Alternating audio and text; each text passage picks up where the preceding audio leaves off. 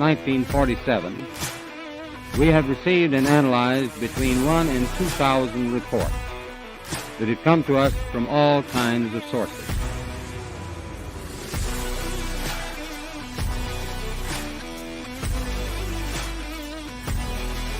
Fleet of them. Look on the ASA. My God. That's not our LNS though, is it? It's not. It is an LNS, yeah. Well, if there's like a thing. We have spacecraft from another species. We do, yeah. How many? Quite a number. Unidentified Anomalous Podcast.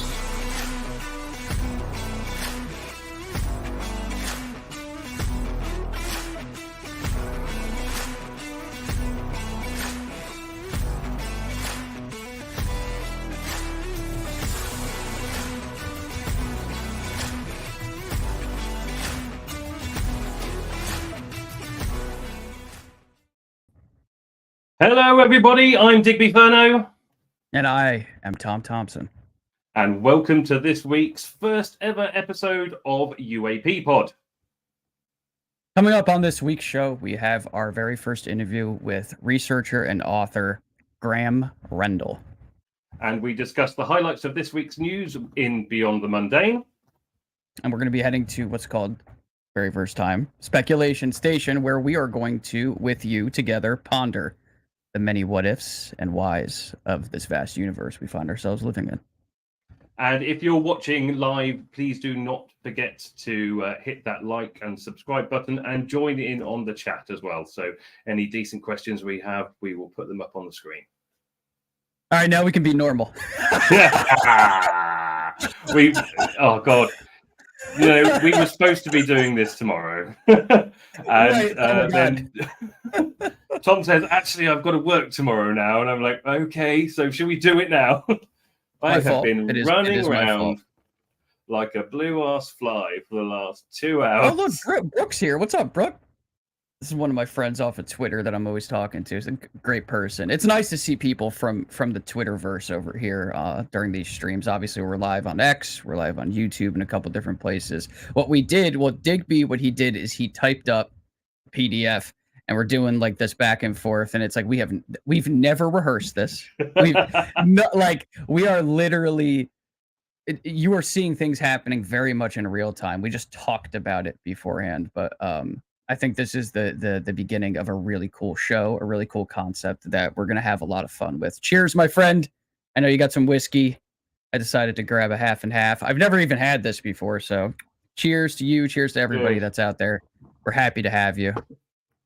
I think this is going to be a great show. At that. Leviathan says, I've watched your Eyes of the Infiltrator video probably 30 times. Oh my God, dude. That's like... There you go. Look, this is amazing the amount of comments we've got coming in already. You. I appreciate that. That means a lot. That's really cool. Yeah, we got 11 people to start. That's awesome. Like, it's the very first episode. And we announced it 2 hours ago. Essentially, right? I know. Isn't that great? Like, that feels really, really good. And Digby, let's be honest. These two interviews that we recorded were like, even just from the perspective, completely unbiased. If you were just somebody that enjoys this topic, I think these interviews are really good. I think they're really, really interesting.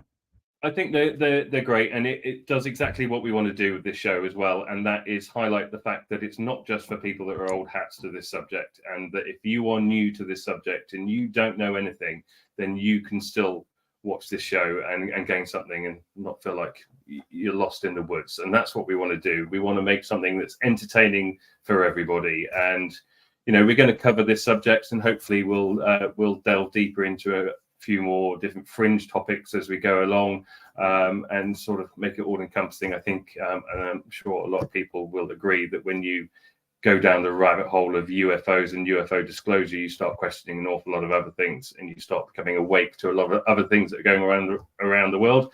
So as much as we can, without breaching any terms and conditions of YouTube and managing to get ourselves demonetized before we even start, we will broach those subjects as well.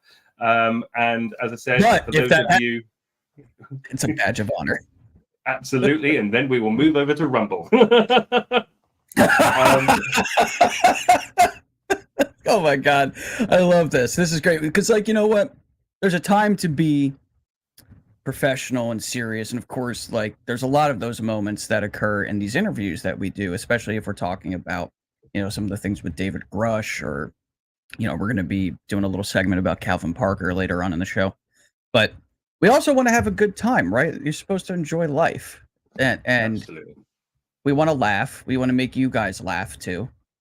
But we want to dig deep into the phenomenon. We want to open people's minds to some of these concepts and explore everything. Like, this is very much supposed to be a place where people can relax, but they can learn. They can provide their own input. And if you're someone that doesn't necessarily agree with what we're speaking about, you know, say it. And we're not going to shoot you down. We're not going to kick you out of the chat. It's nothing like that. You're entitled to your opinions, just like we are. And we're blessed and thankful for you to even be here, even if you want to argue with us. It's okay. Like, this is supposed to be a good place for you to come. We want you to be excited every week to see the show. And we're going to try to experiment and do some things that have never been done before. I don't know what those are yet, but we'll figure it out as we go. Well, yeah, we've been know with a few couple, ideas, though. I mean, we've come up with some great ideas. At the moment we're looking for somebody that's going to do regression hypnotherapy for us. So we're looking for a volunteer that's an experiencer who wants to delve deep into that, and we want to do a live show on that if possible. We're not the first to do that. Are we not? I found one. Yeah, I believe. Yeah, I think it was live. So there was but this is actually interesting. So this is kind of a cool little, like, impromptu segment. I found on Reddit 2 days ago, there was this video clip from 7 years ago. I saved it, and they were doing, like, it looked just like what we're doing right now. There were three boxes with people. One of them was blurred for some reason, maybe personal privacy at this point in time. I'm not sure what the reason is for that, but then there was someone who was doing the regression, like they would be the therapist, and then there was a woman that was laying down in her bed and she had headphones on. And now, mind you, this is 7 years ago. And she's talking about, like, in this regression, that they are going to start making themselves, you know, much more known and present. People are going to start seeing more lights in the sky. And she kept mentioning 2023. And that was 7 years ago. So that was weird. Could be coincidence, right? It could Tom, you've got to put a like link to that. You've got to put a link to that in the channel. Yeah, I'm going to have to. Also, Paul says, what do I think of Stephen Greer? We'll just hit that real quick, right?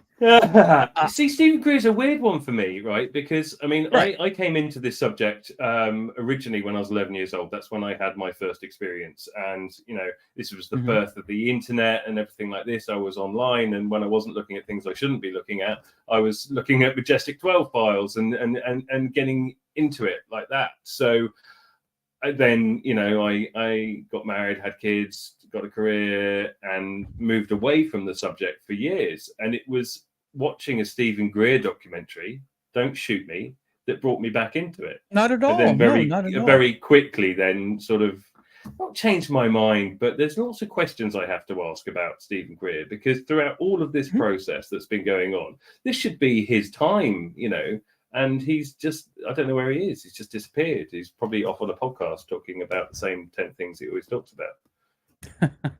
I think he's done a lot for the community, especially early on. I try to be as unbiased as I can about these types of things. I have personal questions about very specific situations, one of them being a CE5 event that had these orange orbs out on the horizon over the ocean, and there apparently exists really good evidence to suggest that it was actually a guy out in, like, you know, a little, like, single engine Cessna just dropping flares. So it's almost like it could be a case of he's good and has done good things. He's plugged in, he has documents, like, all of those things are real. The things that he's talking about are real, sure.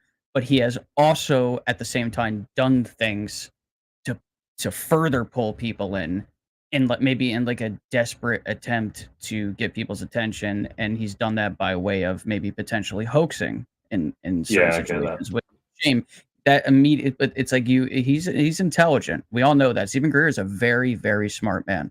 Oh God, there's no denying that. Should be wise enough to understand that once you do that and then you get caught, it discredits all of the potential good things that you did beforehand. Yeah. That's the danger that you run. It's like you shouldn't go out and do that. Look, if you go out for a CE5 retreat and nothing happens, then nothing happens. Yeah, Then you exactly. do another one, see what happens. You can't, just because you went out and did it, it's not, you know, there's TV shows that do that type of thing sometimes where it's like, we're going to go to a haunted house and, you know, someone's going to throw a rock and, you know, that's, and I'm not saying all of those things are fake, because they're not. I've experienced, you know, poltergeist activity in certain places that I wouldn't wish on anybody, really. But there are people out there that try to take advantage. That's I'm just just going to throw. how it is. I'm just going to throw this quick one up because last time I did a live show, my wife put a comment and it was mentioned that I didn't put it up. So she's watching live now with my son at bedtime. So here we go. Hi, Daddy. Hi, Barnaby. Yeah, I saw that. Go to bed. I saw that. I'm like, I love you. Clearly not talking to me. Like, No. So let's just veer away from the poltergeist subject while my son goes to sleep, and we come back to that one later. But this is what this show is about. No, I love That's it. right, And we're this just trying to is have a the whole idea. We want to have some fun while we're doing this, don't we, guys? Absolutely. Look how red my face is from laughing. That's a good thing. I know, right? If we get red Tom during a podcast, that's a good thing. That's a very good thing. As long as we don't get purple Tom, we're all fine. Yeah, we don't want the purple. No purple, one-eyed, one-horned, flying purple people eaters allowed in this chat at all. Right. Greer had some conferences right about the time when Grush did his first interview. Yeah, he did. That's absolutely true. It all lined up. Yeah. Yeah, and actually, to be fair to Greer, he said that more stuff was going to be coming out very, very soon. And it did. It's just a really big shame that we haven't heard anything from him since, unless I'm incorrect and somebody else has seen something. But I've seen him on some podcasts and he's not really mentioned it. So, but yeah, there we go. Right. Absolutely. I'm looking for that that bit I was talking about earlier. Woman under regressive hypnosis, talking about ETs in 2023 from a video posted 7 years ago. So, in the least, I'll throw that link in the chat just so you guys have that to check out at some point. Hopefully after the show, or like in a different window. Don't leave. Look, all the viewers are dropping off. Right, 7, 6, 5. It's just like, oh man. And we're done. So, mate, how's your week been? Oh my god. Ugh. Well, as you guys, if you know me at all and have ever heard me speak, I have a pretty rough day job delivering furniture and such. And right now we're in the middle of a heat wave, and it's just making that whole bit really challenging. I believe Thursday it's supposed to be, without the heat index, very close to 100 degrees. So I have that to look forward to. And but there's English also money? What's that? I said, what's that in English money?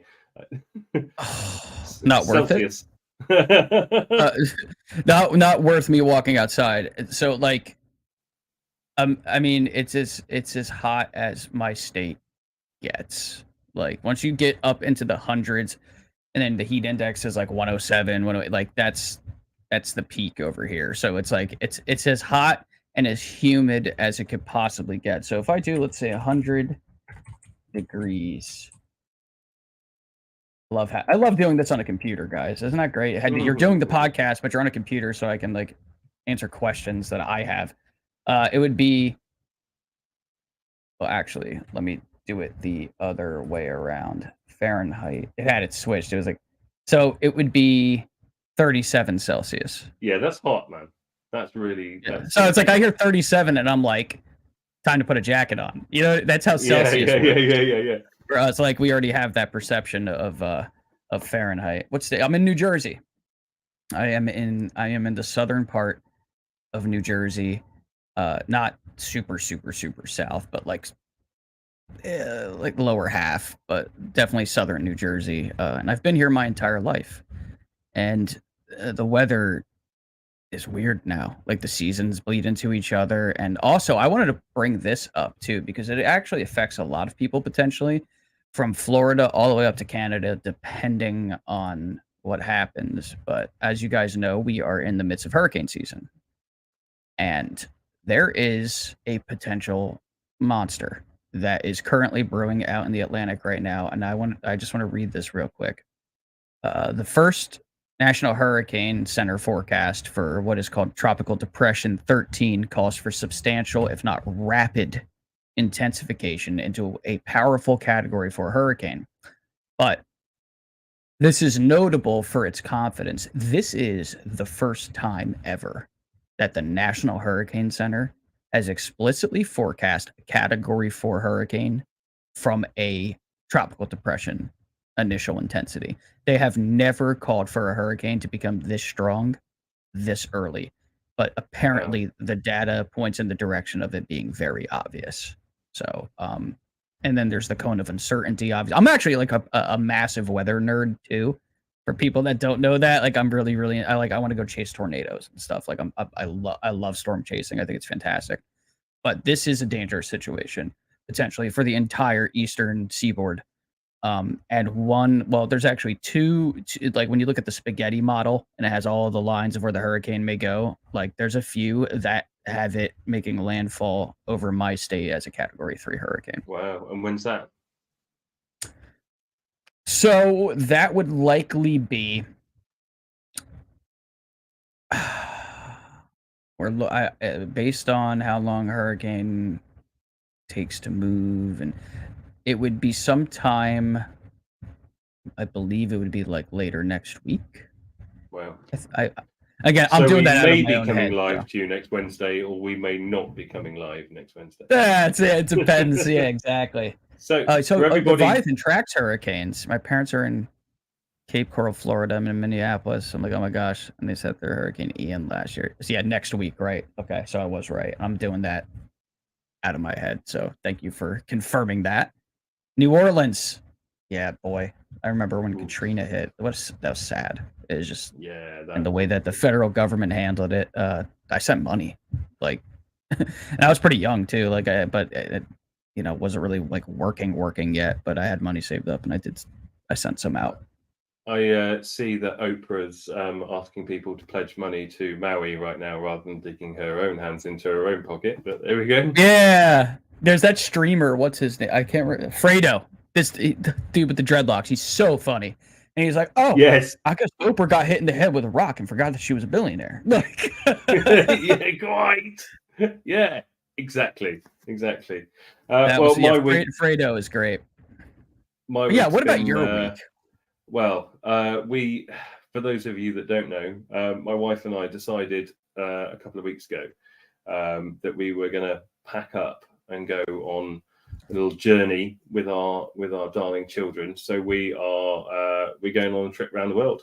For those of you that don't know, my children are both homeschooled. We have our own issues with the public education system over here in the UK, and it works for some people and it doesn't work for others. And for us right now, and for our children, it doesn't. So we've decided to break away from the shackles of British society.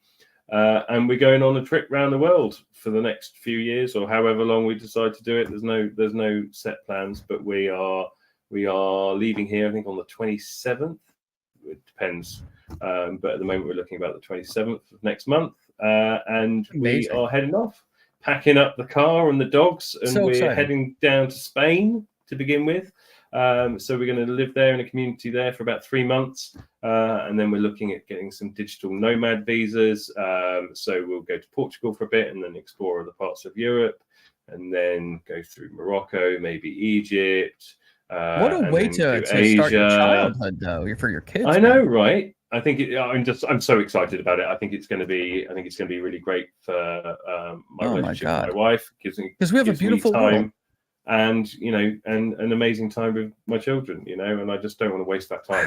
So very soon, this show will be coming live every Wednesday, 4:30 UK time and 9:30 Eastern time, from a different part of the world.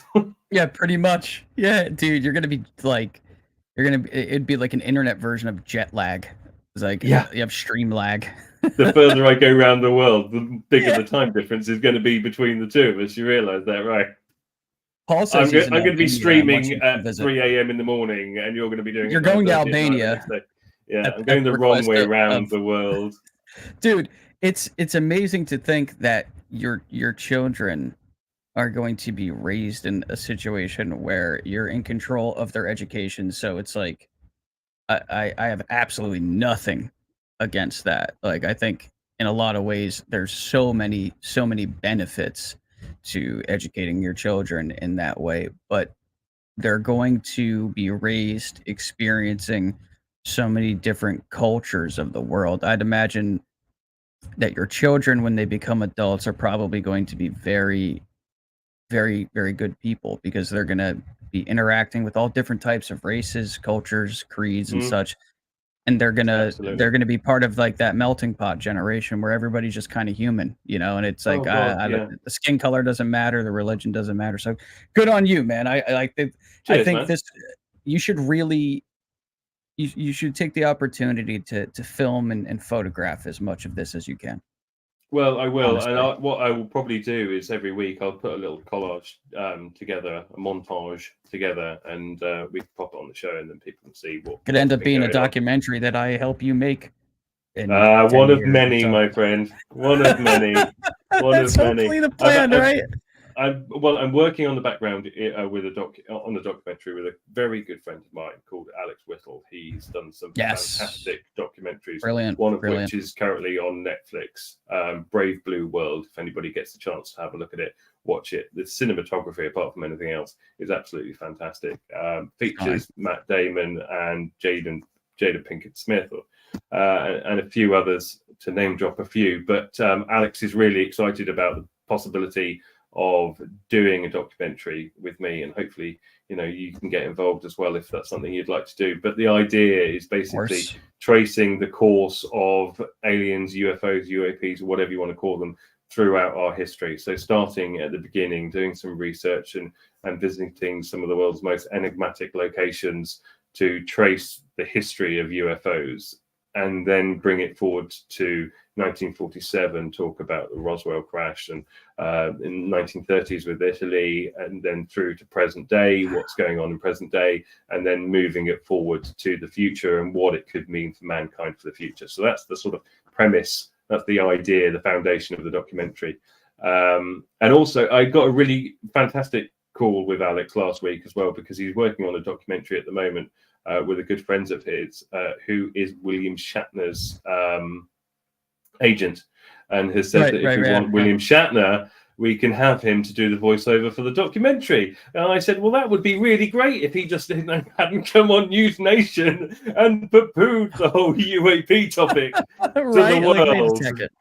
But you know what? It still might. Well, we could do worse than having William Shatner, couldn't we? Hey, but he hosts a show about the unexplained. It's like, yo, what the hell?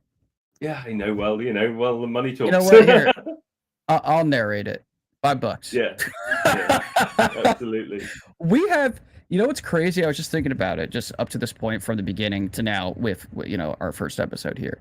We have quite a show to start off with today. Like, oh yeah, we do. Really? Like, whoa. Like, so what we did is we took our interview with Graeme, and I broke it down into like a 20-minute thing that we're going to play here for you guys. Obviously, that's pre-recorded. And then the full interview will be out. When are you going to put out the full it's scheduled to upload, so it will basically be on our Spotify channel as soon as the show finishes. So once you've finished watching us, so it's kind of like now. There's like, so it's almost like we have this hybridized thing going on here where it's like, okay, we have the live bit that we do, it's segments, news, and pieces from those interviews, but then you can go actually watch that whole interview as like its own piece of content. So it's just like we're really throwing a lot of groceries into the bag here, and I really like that. Like if I was a viewer, I would love that, because there's some shows, and I'm not saying, we just started obviously, but there are some shows that I really love so much that like when an episode ends, I'm just like, ugh, there's no more that I can watch. And it's like, I hope that people feel that they have other stuff that they can go watch from us, especially the full interviews. These two right off the bat are just. Oh my god! I'm still I thinking mean, about them. Graham's interview was absolutely fantastic, and it's full of Yes. so much information. So smart. And he's Such a smart guy. I've never had the opportunity to speak to him face to face before. I've only communicated Me with neither. him via Twitter, because he was supposed to come on that round table that we did, that you jumped in as guest host on. I just knew the artist that whole did the British one, but he couldn't do the time. Right. So as soon as I said we were doing this, he was like, "Yeah, absolutely, I'll do it." And then we've got Roy Herbert, who we actually filmed before Graeme, but we're showing him next week. But yeah, I mean, you're going to need to prepare. People aren't ready for that one. Yeah, you really. I would say people have to very much listen intently and very closely, and yeah. And it's going to really take some editing as well, because he had a habit of, while we were interviewing, he would say afterwards, "By the way, you can't put that in the show." But he was such a warm and funny guy too. He was so normal, but yet he's actually like he's a genius. Like actually, I mean, he's completely flipped my perspective on a number of things, and that's not an exaggeration. I mean, he's turned some thoughts on the head.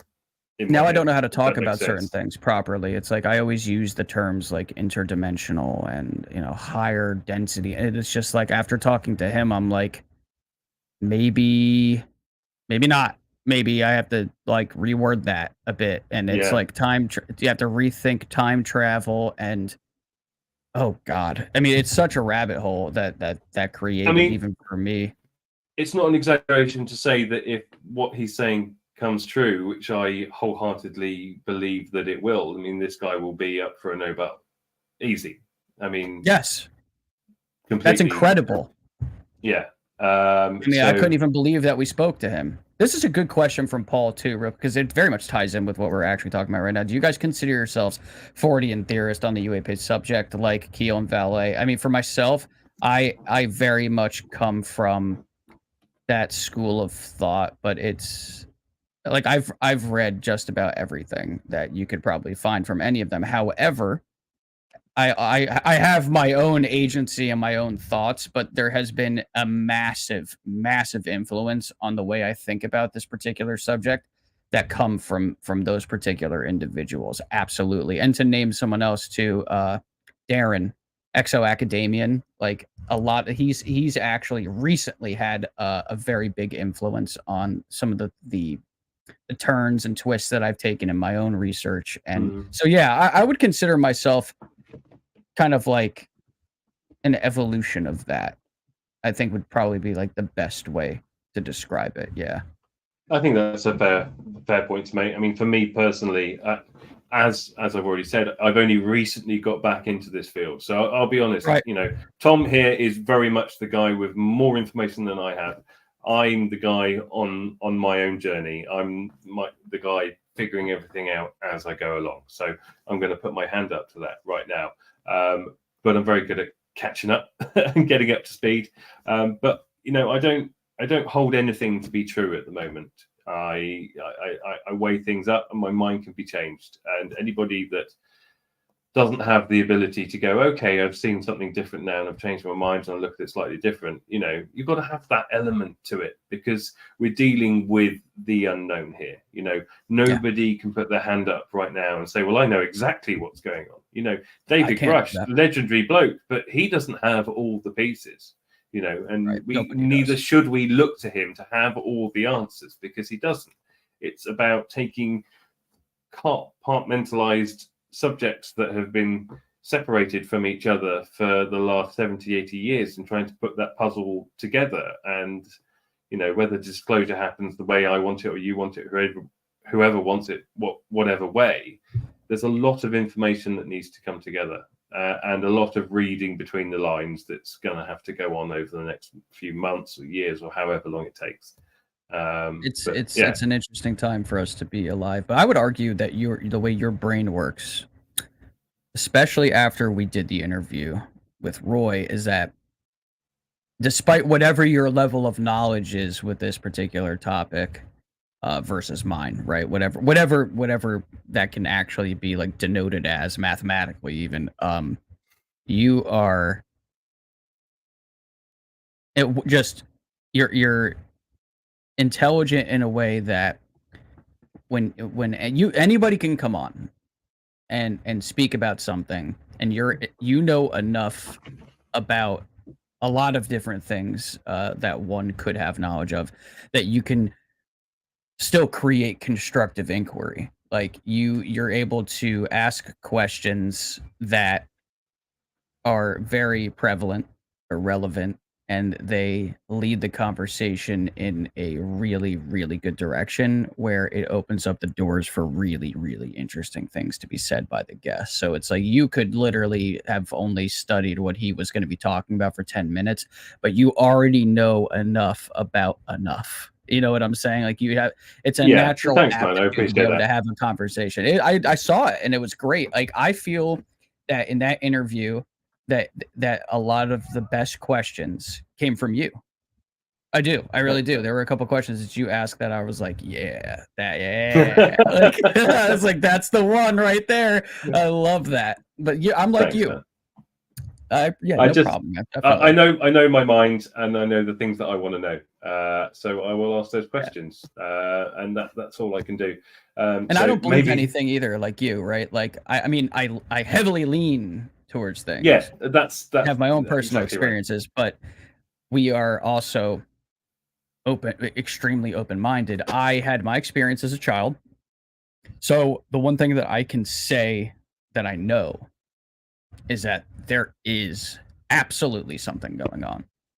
Oh, if they tell you that this is all rubbish, or that it's some sort of smokescreen and it's all UFO sightings are misidentified, I wish I could pull them into my brain and show them what I saw when I was a kid when it was hovering 200 feet above my head, because it was undeniable. I had a witness with me.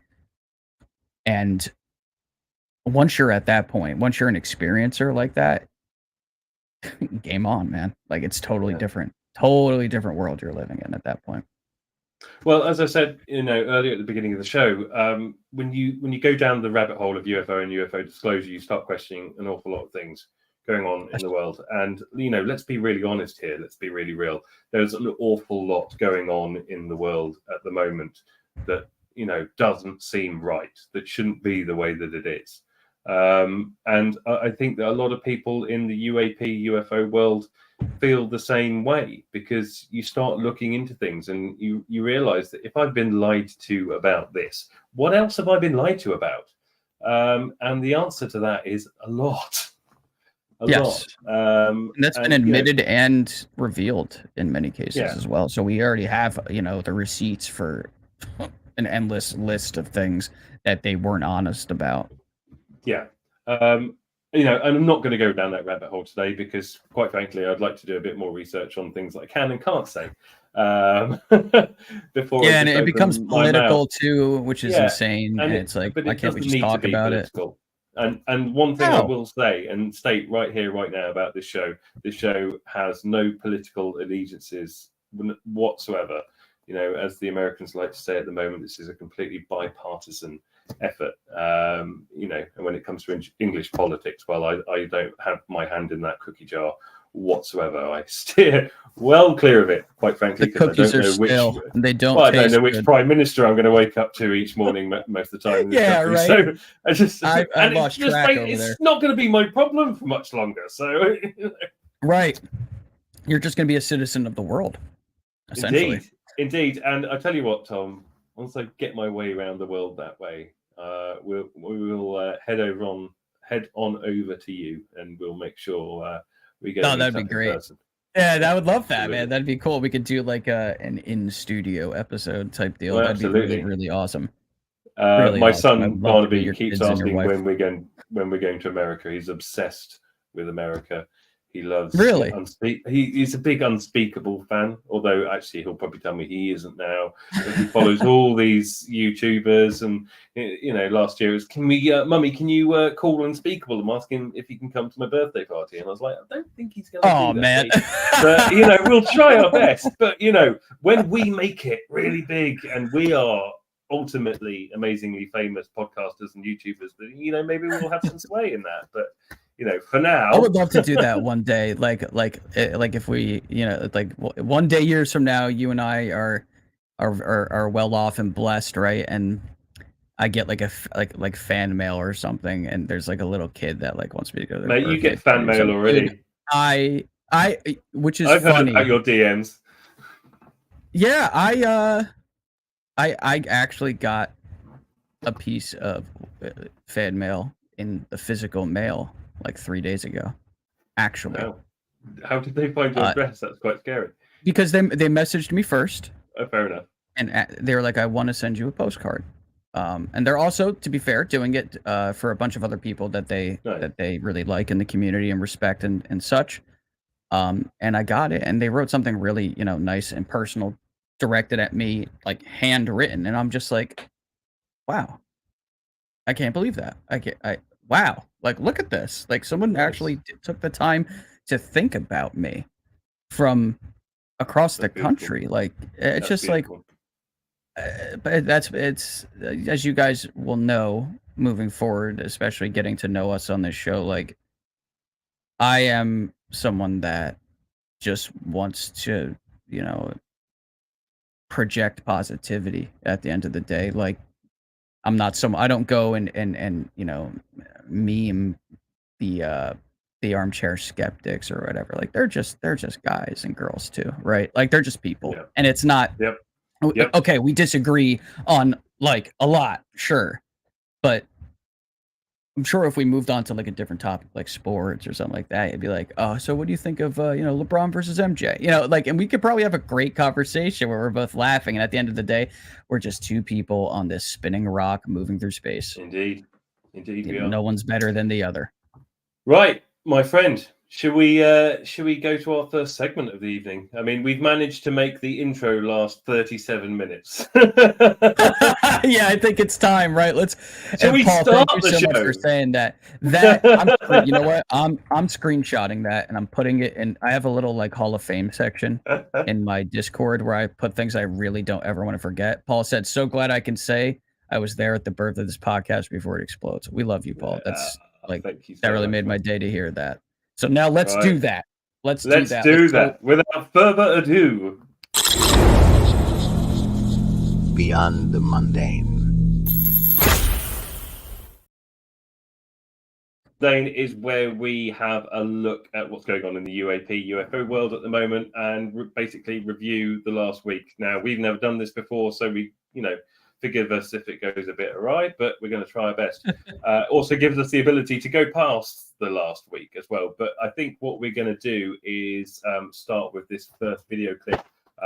None of you have seen it before. The Good Trouble show's absolutely fantastic, and they've just come back after a 2-month break, and they've dropped a bombshell on us. So let's have a little look at this, and we will talk about it afterwards. Matt from the Good Trouble Show with breaking news. Remember UAP whistleblower David Grush? Mr. Grush, finally, do you believe that our government is in possession of UAPs? Absolutely, based on interviewing over 40 witnesses over 4 years. And where? I know the exact locations, and those locations were provided to the Inspector General. So people have wondered if David Grush would be the only whistleblower to come forward. We have confirmed from sources that multiple people have completely bypassed the Pentagon's UAP program Arrow and have filed PPD-19s, the official whistleblower reporting mechanism, with the Intelligence Community Inspector General. Sources would not confirm if they were part of a UAP back engineering program to protect their identity. My personal guess, yes. Congress, it's time to hold hearings and demand under oath answers from the Pentagon and the intelligence community. So that's heavy. That's big news, actually. Yeah. And shout out to the Good Trouble show, because I mean, dropping bombs left and right whenever they're active, right? Obviously back from break, but always some really interesting and pertinent information. I believe that one of the most necessary aspects of the entire situation of disclosure that we're obviously in the midst of, we need more than one David Grush. We do. We need a team, right? We need a group of people to come forward. And the fact that they went through the trouble of bypassing Arrow should tell you two things. A, they are determined to get this information out to the public. Mm-hmm. But B, they probably, like myself and many others right now, don't necessarily trust Arrow to do the job that they've been tasked with. I don't think it's even necessarily. I don't think a single person trusts Arrow. I think the whole department is null and void. I mean, Fitzpatrick, sorry, whatever his name is absolutely useless. I mean, what seriously? What is he there doing? I mean, he's had David Grush come up to him in the past and give him the names and addresses of everything, and he's tasked with looking into this stuff, and he hasn't bothered to do it. So what is he doing? He is sitting on his ass.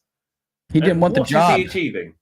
Huh? Like, he didn't even... No, I mean, I've read that in multiple places that privately, he didn't want it. So it's like, okay, then resign. Why was Arrow set up then in the first place? Oh, I don't know. A vacuum cleaner for a job that doesn't want to do the job. Right. That says to me it's set up to fail. It's right, and that's what concerns me. And there was a clip that I saw on Twitter today.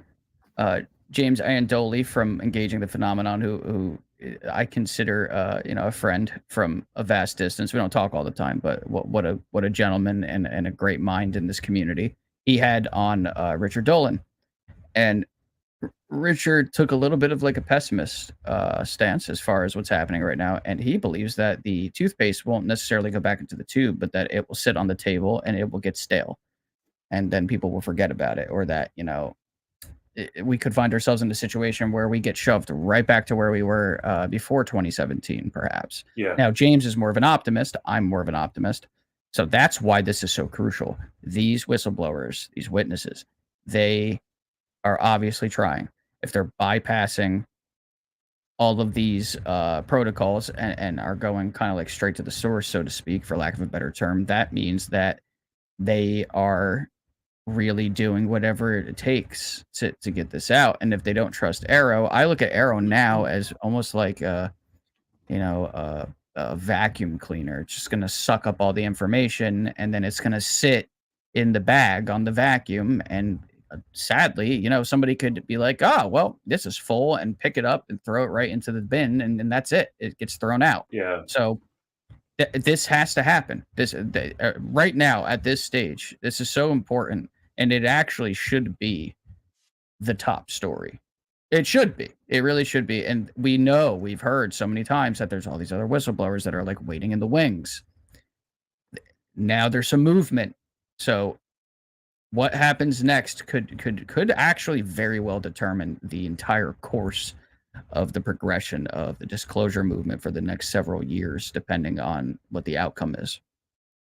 Yeah, I completely agree. I mean, I think that Arrow should probably change its tagline to "Ignorance is bliss," because I think that's basically their modus operandi at the moment. I want to know what they're actually doing with their time, because they're not developing anything. They're not developing any theories. They haven't come up with answers for anything. I had a brief look at their WordPress webpage that they put up the other day. They should go out on a picnic with NASA and talk about how they can fuck all of us, right? Well, yeah, exactly. And I was talking to James Fox in a space the other week, and I said to him, what do you expect to come out of these two reports? The Arrow report and the NASA report. He goes, absolutely sweet FA. Nothing. It will be absolutely nothing. We expect maybe some sightings at the absolute greatest. Some cool cases that are kind of in a situation where if you read it, you're still not going to be able to come to a definitive conclusion. It's just one of those like on the fence type deals, and that's like maybe as far as they'll take it. And it's like, really, that's what we're doing. But let's go back to what they're saying on the Good Trouble show. These people are bypassing Arrow and they're filling out whistleblower complaint forms, PPS, whatever they were. So what's going to happen next? If they've bypassed Arrow, okay, and this brings me on to the next point as well, which is, Mike Turner and his role in stopping future UAP hearings. if these whistleblowers are coming forward and they are not going through Arrow, how are we going to find out the information from these whistleblowers if they're not going to do it through hearings? It's tough to say. Plus, with what you were the one that brought this to my attention, so I guess fair segue, right? Yeah. Why don't you let the listeners know about who's been filling Mr. Turner's pockets as of late? Yes, quite. Well, where's my? I've got my because that is phone on me. Very, very relevant to this situation. So I think I have it. Do I have it you do it because unfortunately my Wi-Fi is absolutely useless at home. So I am currently streaming live off the internet on my iPhone, which has all the information I need on it. But basically, it's Lockheed Martin and Raytheon. But you've got the exact figures. Yeah. So let's put two and two together. Mike Turner puts a stop to further UAP hearings in the House Oversight Committee while receiving donations of $177,750 from Lockheed Martin and $104,000 from Raytheon. I mean, do we need a magnifying glass, a microscope? Do we need like an economic analyst? Do we need any of those things to kind of look at that and say, duh? It's just conflict of interests. I mean, it's nothing but, it can't be seen as anything other than a conflict of interest. If you're dealing with a topic like this that has allegations put against certain defense contractors, then you should be banned from receiving donations from that company and their subsidiaries. There's no way about it. We have a similar thing in the UK. Rishi Sunak's wife owns a company that supplies agency staff to nurseries, and then he puts in legislation that any nursery agency will get a bonus for the amount of hours that they fill. So it's like, then his legislation has just directly benefited his wife's company. That shouldn't be allowed. Equally, this shouldn't be allowed. I mean, I'm not going down the political route as in taking sides with one political party, but what I will say is that politics in general is just completely and utterly corrupt and broken. That's my personal opinion. I'm not speaking for the show. I'm talking for myself. But politics is broken completely, and it does not work. Corruption. The system has so many issues that it's. I look at all of it as just like little pockets of ego. Essentially, it's like this law was placed because someone's son is in this company, but then this law gets passed because somebody's grandmother had, an inheritance. And it's just like, well, wait a second, rewind. What the fuck does that have to do with the citizenry? It doesn't have anything to do with the actual people. It's just, again, it just benefits a tiny little group. It's rules for thee and not for, or rules for thee and not for me. And it's, I'm going to fill my pockets, and whatever happens to the rest of you that's your problem. I got to look out for number one. And I get it.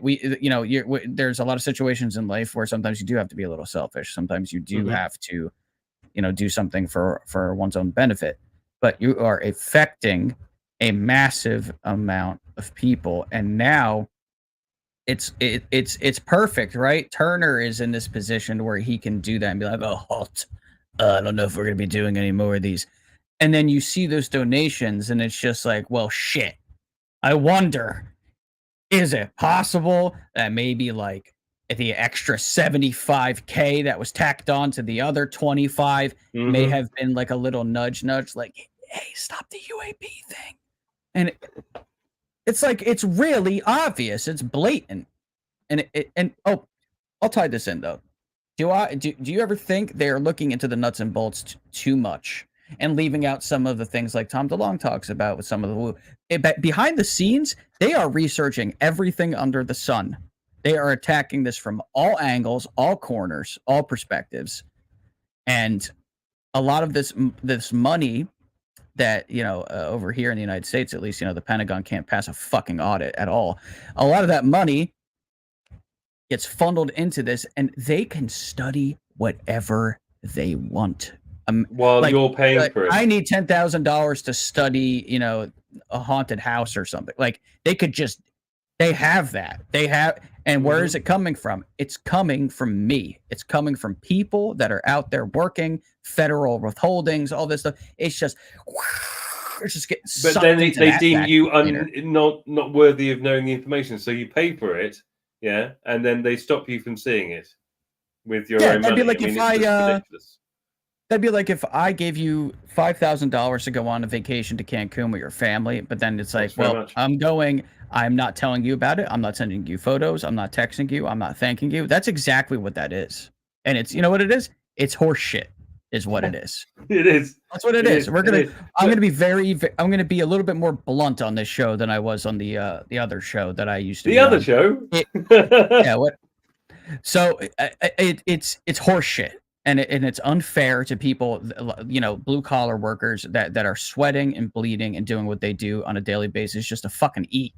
And then it's like, you tell us that we're not worthy of something. Well, who died and put you in charge, motherfucker? Yeah. You know what I mean? Seriously. I do hope my son's gone to bed now, Tom. Yeah. Sorry. I forgot they were watching. No, it's fine. Don't worry. It's a joke. But you're absolutely right. I said butter trucker. Yeah, it's a term that we use here in the United States. I may not have ever heard it before, but no, it's seriously. But you're absolutely right. That's a good comment, though, because it's like, what do I think? You know, are they looking into one thing or another thing too much? No, they're looking into all of it at the same time, like behind the scenes. Like all things are being looked at. They want us to think that maybe this or that's going on. Now, I'm not going to go too much They have the power and the money. I'm not going to go too much into the detail, but a similar bit to this came up when we were talking to Roy, and it was about what do the governments know and what technology is available behind the scenes that we don't know about. You know, it was very much that there's an awful lot that we don't know about, and actually within the next 10 years. Within the next 10 years, the amount of technology that will be available potentially is mind-blowing. It's almost too much. We've got right now, and it's almost actually too fast. Yeah, and it brought me back to that comment from the ex-MD of Lockheed Martin. Can you remember his name? I can't remember his name. Who said we already have the technology to take ET home, right? And we do. I always forget his name. If anybody I know that quote. Can remember, please put it in the comments, and you will get full credit for it. I promise. But I'm going to be the show's version of Jamie from Joe Rogan's show. Thanks very much. We do need a Jamie, actually. Ben Rich. Yes, thank you. Yeah, thank you, Paul. Yeah, you know, and we do. We have more technology than we know about right now. Obviously, we do. I mean, the things that were available in the military 20 years ago are only coming out now into the public He made sector. a comment. He was like, he spoke about a specific technology, and he said publicly 10 years, but privately 3. And it's like, he was referencing something that of extraordinary might and power that would change everything if we had the ability to. Well, the course of human history, thing. But it's making sure that we are grown up and adult enough to make sure that whatever new technology that we come across isn't used for nefarious gains and means. He made a very good point of mentioning that they're playing with fire. Yeah, there's a lot. That's why, you know, David Grush's comments about the you know, this black arms race, if you will. It's extraordinarily dangerous, but it's more dangerous than most people even realize. That's why when you guys see that interview with Roy, you'll have a better understanding of what we're referencing. But if it doesn't at least give you the creeps to some degree, I'd be shocked, because even I was like, oh my God, I've never had somebody put those things into perspective the way that he did. I will say what I've said a few times before, and you know, I hope this resonates with people and they understand it. But a lot of people say, you know, why would UFOs or aliens, whatever you want to call them, NHI, come here? We are a warfaring species, you know, and that we're violent and that we're aggressive. I say to those people that we are not warfaring people, but we have warfaring governments, and that the governments, as I've said earlier, do not any longer represent their people. Okay, Correct. so when we are born, we are not racist. We do not know hatred for others. We are taught it, and that teaching comes from the top down. Okay, It's a great statement. so just remember that next time somebody says, but we're a warfaring people, if you're saying that, then you're believing it. You don't need to believe it, because you're not. You're a good and just, and, you know, truth and love and art and music is what fills our hearts. Yeah, not war and hatred, but it will do if you let it. So just don't let it, because you're better than that. We're all better than that, and every single person watching this is better than that. So I have to agree with that. Technology is out there, but we need to make sure it's used the right way, and we need to make sure that we, the people, you know, I'm speaking from the UK, Tom's from the US, there will be people watching this all around the world. You know, just remember that your governments are there to represent you and not the other way around. And then maybe we will all end up as a better race afterwards. Paul says, is it justified to hide that sort of technology, knowing how much it could revolutionize the world for the better?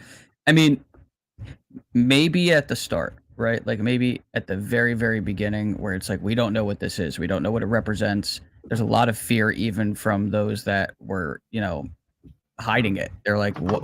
Like they didn't, before they could even tinker with it. Like in those first few days of, you know, the Roswell crash, for example. Yes, they are justified, because they have to figure out what the hell is going on first.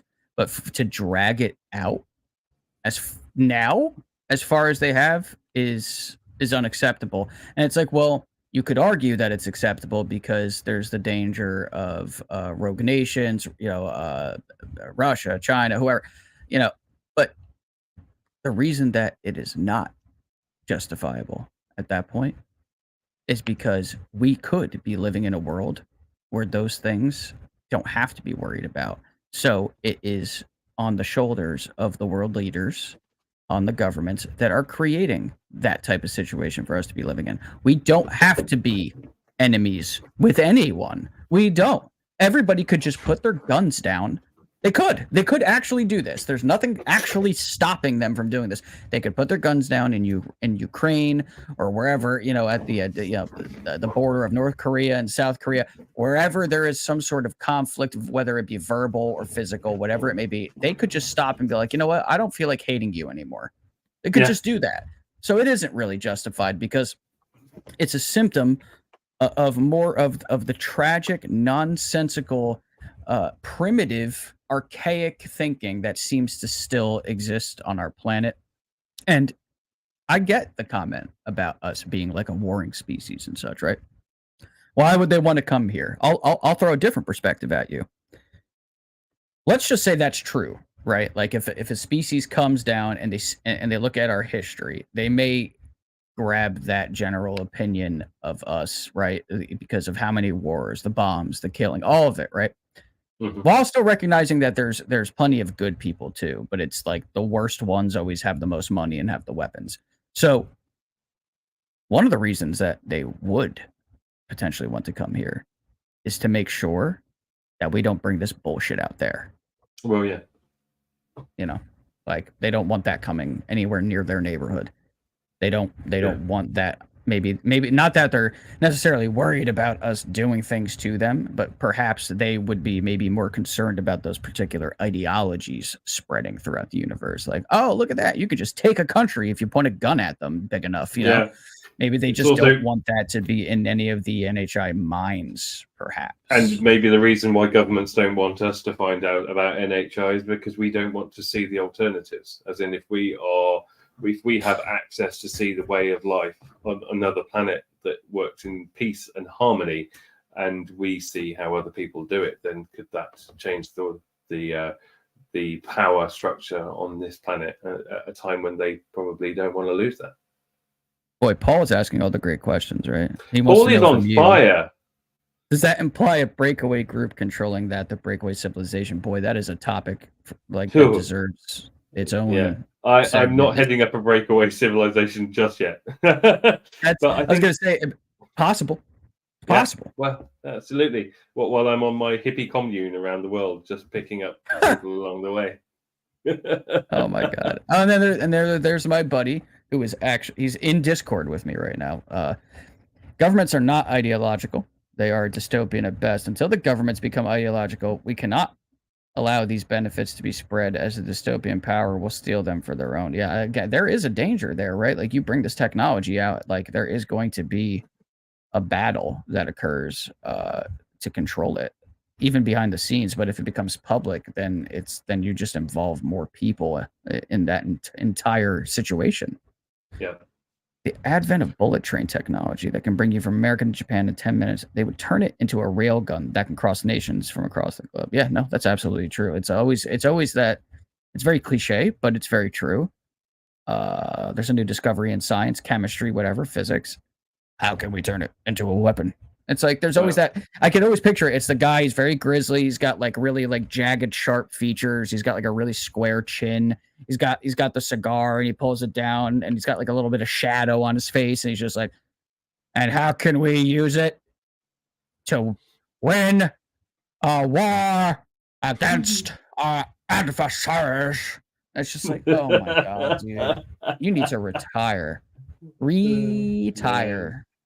Wow, we've covered a lot already, haven't we? I know. God. I was just thinking that it might actually now be time to introduce our segment with absolutely. Yeah, we did our Graeme interview. Randall. So Graeme has written some books, and his specialty, he seems to have a really keen interest with sightings and reports that have occurred prior to Roswell, especially in times of war, World War II, World War I, especially from military service members, pilots, etc. And he has done an extraordinary amount of research. I mean, big time. I am beginning to read all of his books. I actually, at a UFO online symposium a couple years ago, just ironically, I met one of the individuals that was part of the team that did the artwork for his books. It was such an interesting conversation there, and it went into so many cool speculative areas. And so what we did is I went and I broke it down into like a 24-minute segment so that we could fit it here.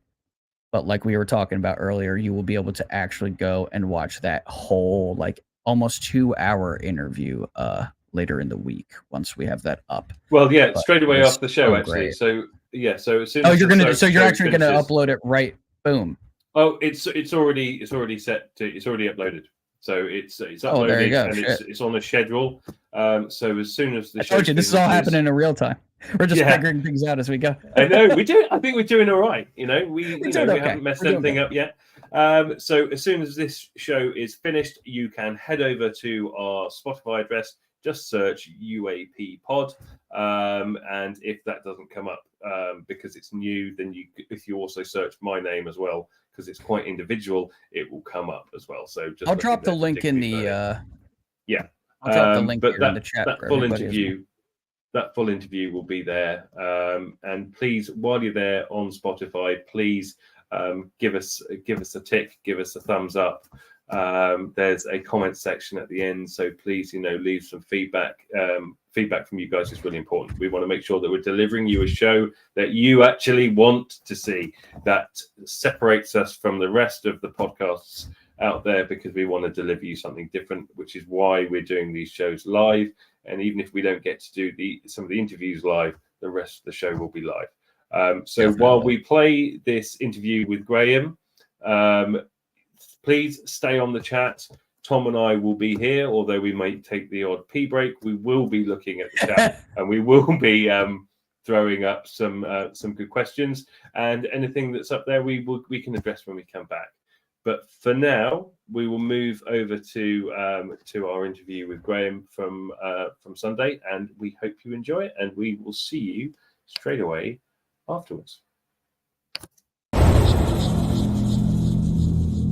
this week's guest. What's happening, everyone? I'm Tom Thompson, and this is the Unidentified Anomalous podcast hosted by myself and Digby Furneaux.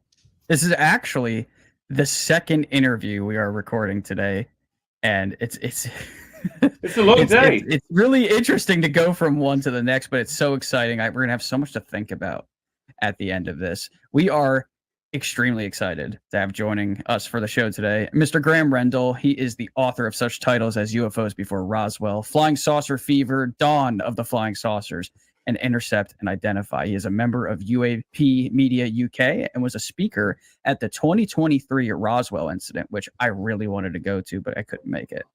Graeme, we are so delighted to have you with us today, my friend. How are you? I'm great. Thanks, guys, for the invitation. It's lovely to be appearing. Thank you. You're very welcome. You're very welcome. I love the idea, especially the idea of UFOs before Roswell, because let's face it, most people's interest stems from 1947 and Roswell. They think that that's the first time. But I'd love to hear how you got into the subject, why you specifically chose to go down that angle, and hear everything you have to say on the subject, basically. I mean, I've had a lot of I'm 56 now, so I'm going back to the sort of mid-1970s, early mid-1970s. I was interested in science fiction. I was interested in the Second World War. You have to remember that kind of 1970s is a period where people's relatives, close relatives, such as fathers, grandfathers, fought in World War II. Sure. Every weekend, war films were on the terrestrial, the BBC channels, the ITV channels. So you couldn't get away from it. Even kids who weren't that fussed about World War II still had a bit of an interest in it. You were playing Japs and Commandos on the schoolyard and all this kind of stuff. So it was everywhere. Yeah, it's in living memory, really, isn't it? Yeah, so I had a deep interest. I had close relatives who were in the war. My mother lived through it, so you heard all the stories and you got really immersed in it. I was also interested in airplanes because my mum bought me Airfix kits to keep me quiet when I was 4-year-old from then. So reading the kind of instructions that came with reading the plotted histories of the aircraft when you were building the kits with the instructions. I was a bit of a sponge back then, so I wanted to read more and more and more about what I was building. So that just led to me reading all the books out of the library. And of course, reading science fiction as well. I got into that. So my mum one day, and I've told this story a few times, but I'll tell it again. I was reading Isaac Asimov books, which had like spacecraft on the front of the paperbacks. There was a whole series of them with really, really good artwork by Chris Foss, who was a noted science fiction artist back then. And my mum came in with a book one day. She said, "Here, Graeme, here's another one of those for you. You haven't got this one yet." And it wasn't fiction. It was fact, or at least purporting to be fact. And it was a book by Brinsley and Pro Trench, and it was Mysterious Visitors. It had a picture of a flying saucer on the front. So it was all about almost ancient aliens, I guess, things from the Bible, all the way through to the present day. So it was quite a wide-ranging book on UFOs. It wasn't just a fairly narrow focus in terms of things that happened from 47 onwards. It had quite a wide field. And I sort of still look back at that book and quite a few of the other ones I read quite fondly from that almost golden age of books about UFOs. And in a lot of house moves and life getting in the way since then, I've sort of either mislaid or lost or whatever, or a lot of that library, which I'm now scrabbling to sort of reestablish through eBay. So I've actually amassed quite a library over the years. But yeah, so back then I was interested in science fiction. I was interested in UFOs, I was interested in airplanes and World War II. But in terms of the Foo Fighters, once I started learning about that, all these kind of interests that I had came together. So, World War II, German secret weapons, which I was really interested in as well, through a documentary that was done on the BBC in 1977 called The Secret War. It was a 6-part series which covered things like the missiles, the rockets, Enigma, which was just coming, like the information about the Enigma machine was just coming out then. So all this stuff really sort of galvanized my imagination. And then just this interest in World War II and UFOs all came together with the Foo Fighters when I heard about it. Because again, like a lot of people, it was, UFOs, didn't they just start in 1947, with Kenneth Arnold and with Roswell, because in about the late 70s, people were getting to know about Roswell. But no, these were stories that were happening from World War II. And of course, back then, there wasn't that much information about the Foo Fighters. And no wonder people didn't really discuss it in magazines and books and newsletters about the UFO phenomenon, because there was simply very little to it. I mean, the presentation I did at Roswell, and actually the one I just did in Awakenings in Manchester, had a couple of slides which showed the magazine article from American Legion in December 1945, where a former aide to General Hap Arnold, who was the CNC of the American Army Air Force during World War II, he was on a fact-finding trip to Europe towards the end of the war, and he amassed some of these stories about the Foo Fighter cases and put them together in an article. There was about half a dozen cases, a couple from the Pacific and a few from the daytime of pilots seeing strange things. But that was effectively, give or take a few of the stories that came out of the woodwork in the 50s and 60s, but that was about the sum total of knowledge on the Foo Fighters for getting on for 50 years. And that's quite a long time without, any substantial kind of study into that part of the phenomenon. So again, it's not surprising that when people wrote books in the 50s, 60s, 70s, and even into the 80s, they skipped over World War II. If they actually mentioned things that happened beforehand, it was the ghost aircraft, not the ghost rockets, they were 1946, but the ghost aircraft of the 20s and 30s, or the ghost airships of the 1910s and actually earlier into the 1890s. But then they just skipped over World War II. And I used to think to myself, hold on, there's tens of thousands of trained observers flying in the skies over Europe, over the Pacific, and you're just thinking, surely they must have seen something, because you've got, nowhere near that number of people flying around, but they're still flying around in peacetime in the successive decades, and they're reporting all manner of things. So where are all these reports from the war? Because people, if they saw anything strange, it was chalked down to German weapons. And there were comprehensive reports on, flak defenses that sprang up out of nowhere and new aircraft that were seen, all this kind of thing. So where were the UFO reports? And it was just something that I did think about back then as to why there was this gap, from 1939 to 1945 that somehow needed to be filled. Now, there were books that did cover it, but very, very, quite vaguely. If you actually got any information, it was those cases from the American Legion magazine from December 1945, that particular issue. And then a few other little bits and pieces. And I remember buying a book on a particular bombing squadron, 15 Squadron, and I had this book in my aviation library from about 1989 or something. And in there, it had there was a little bit from one particular raid where the crew said they'd been chased by these projectiles over Germany, and then had to put the throttles through the gate to actually escape them. So I do recall various other stories, just in just different places, but there was nothing together for all this stuff. And then somebody wrote a book in 2007, a guy called Keith Chester. It was called In Strange Company, and it was really good. But it was, and Keith actually has, Keith and I had a little discussion about this a little while ago, just a brief discussion about it, and it was a case of there were a few errors in it, but it was a really good attempt to actually cover the whole phenomenon. But it wasn't limited. It was just limited by kind of like how many pages you could put in a book. It was a couple of 100 pages. And I felt that there was much more to tell because he was obviously an American author, so he managed to get most of the American kind of sightings and expand a little bit upon them from the available research that had been done in the 1990s when the US Air Force had actually opened up their archives and people could start looking at unit histories. And some of the stories came out of people squadron war diaries from the American Army Air Force. In Italy and over Western Europe and over the Pacific. So those stories were told in this book. But there was a lot more. There was, the RAF side was hardly covered.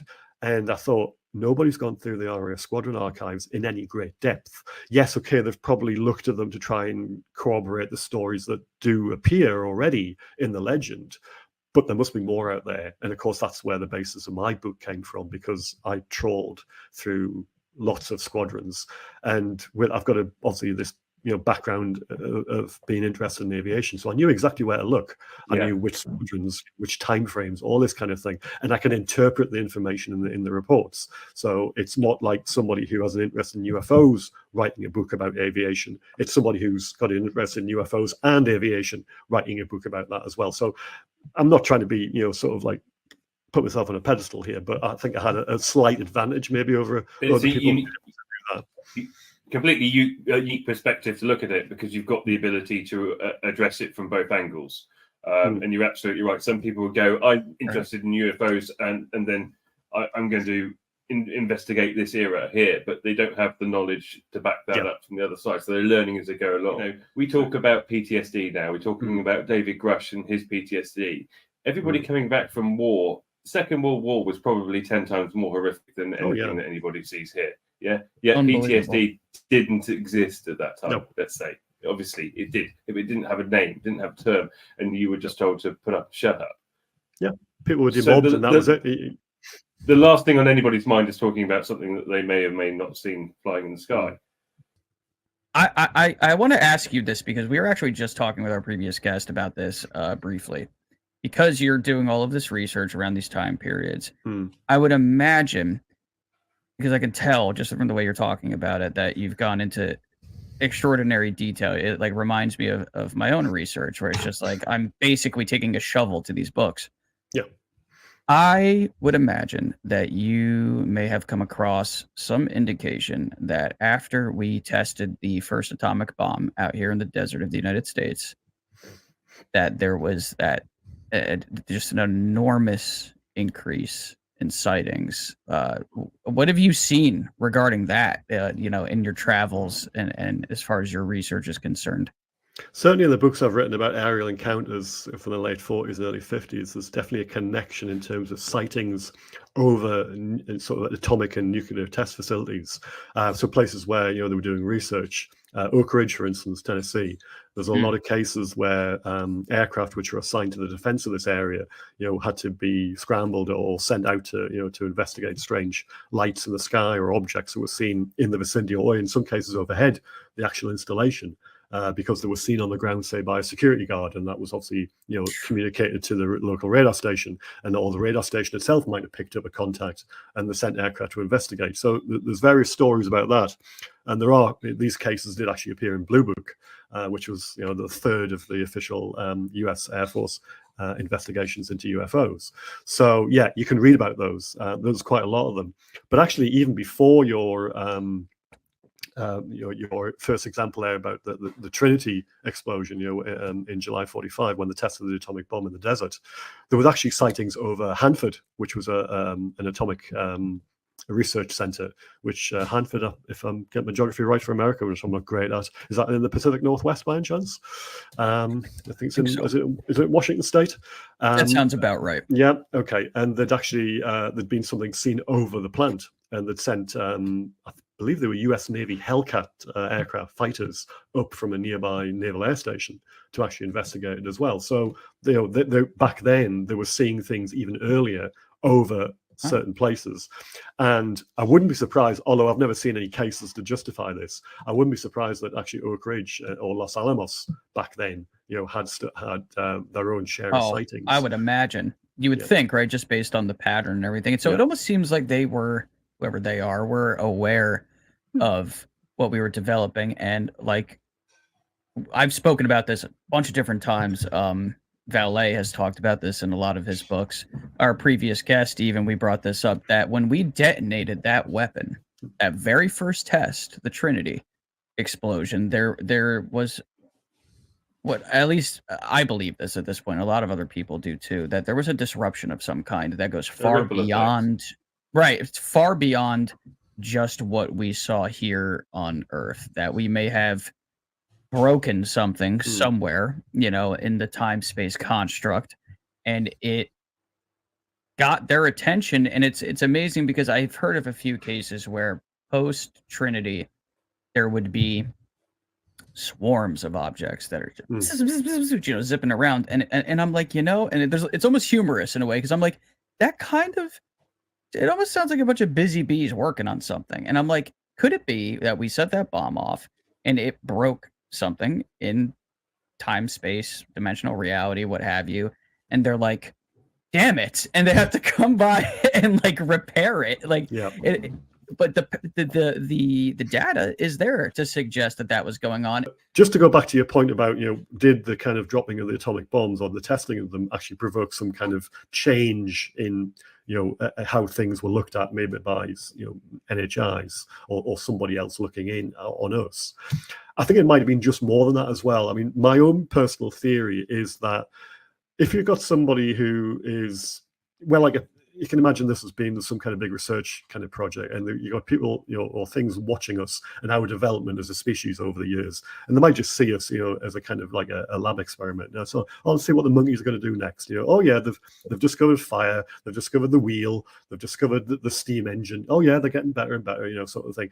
But now they've got a world war. Well, actually, the First World War, strictly speaking, wasn't really a world war. Yes, okay, things happen in different parts of the world, but the Second World War was a huge conflict which had effectively everywhere over the world, apart from maybe South America to a great degree.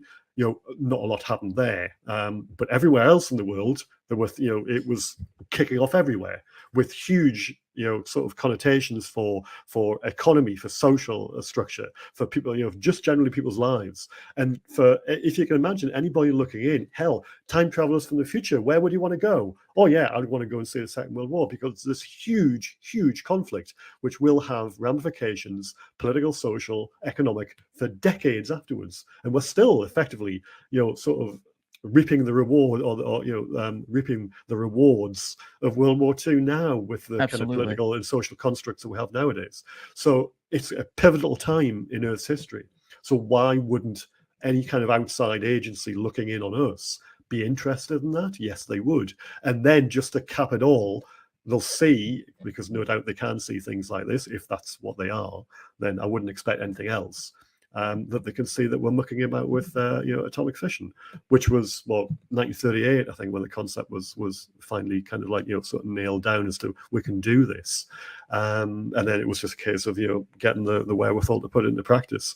And you get so far in the war, I think 1942, when the Manhattan Project was kicked off, as a reality, then it's going to be, eventually they're going to come up with the fact that they can knock two atoms together and have a huge explosion. World War II, even UFOs aside, World War II is just one of the single most interesting parts of all of human history. My mom kind of instilled that in me growing up. There's always been this interest in that particular time period. I have seen probably every World War II documentary that has ever been made at this point. I've read so many books.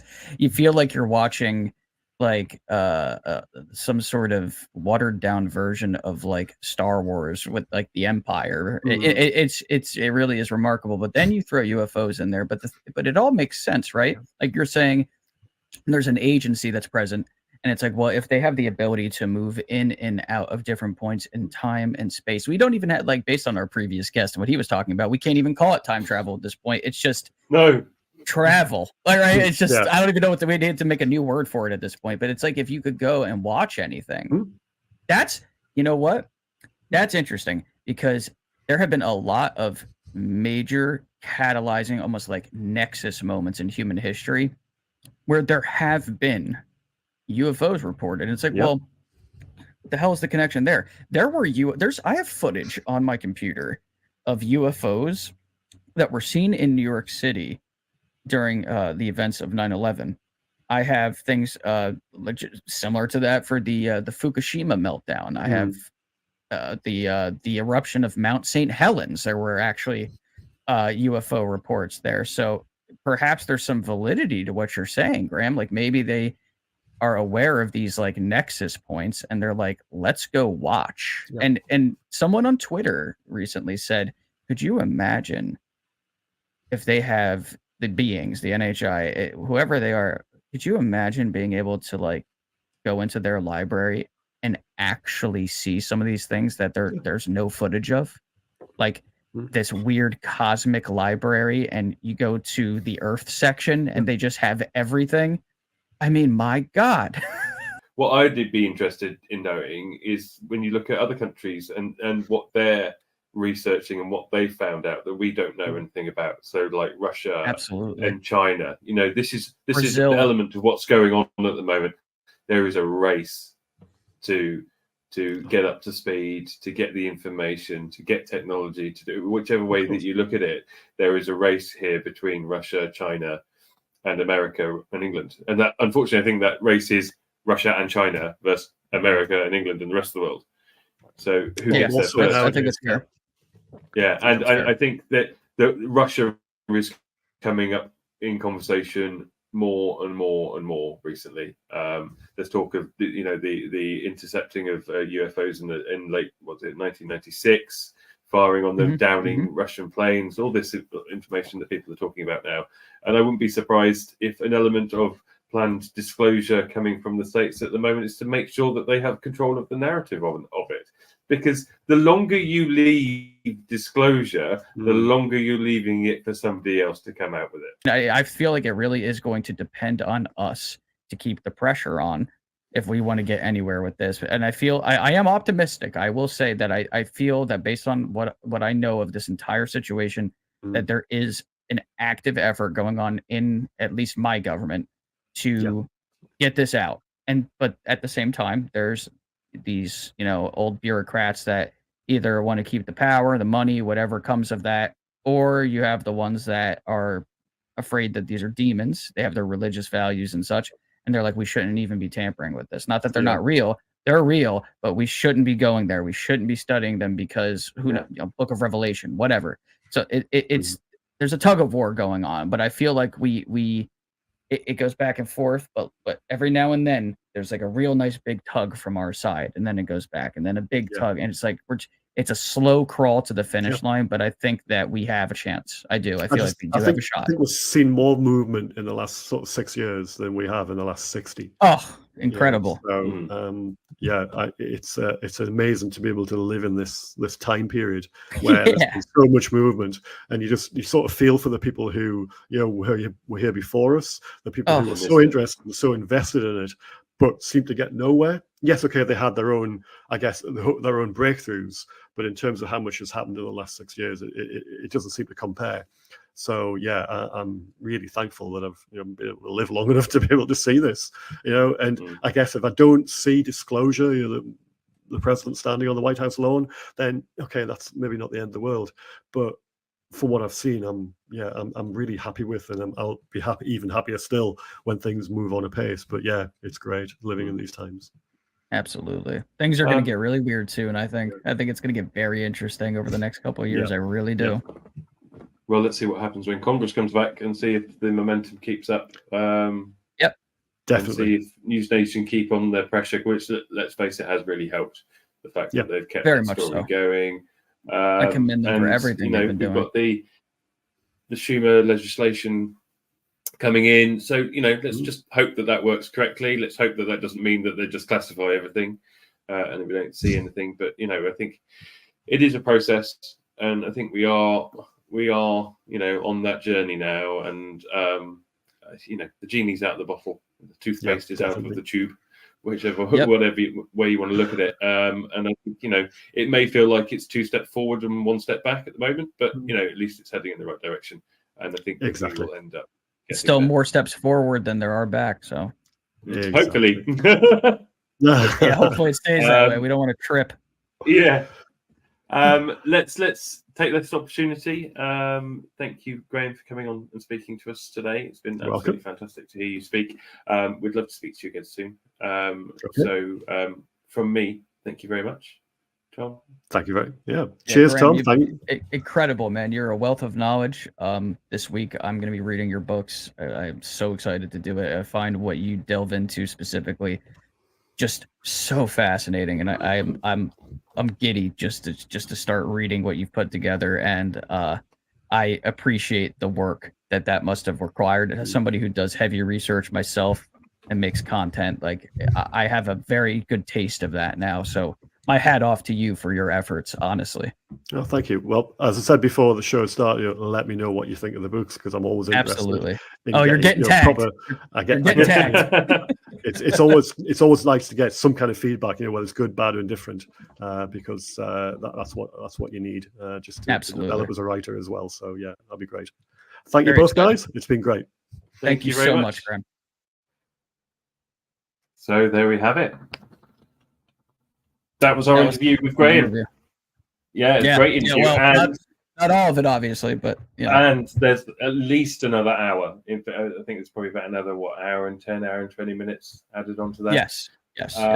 So, as a reminder, if you want to watch the whole interview with Graeme, it is exclusively on our Spotify channel. Just search UAP pod, UAPod on Spotify, and you'll find it on there. It is available to watch as soon as the show finishes. I believe that my good friend Tom will post a link in the chat. There we go. So I hope you got just like that. You know, the synapses are all firing.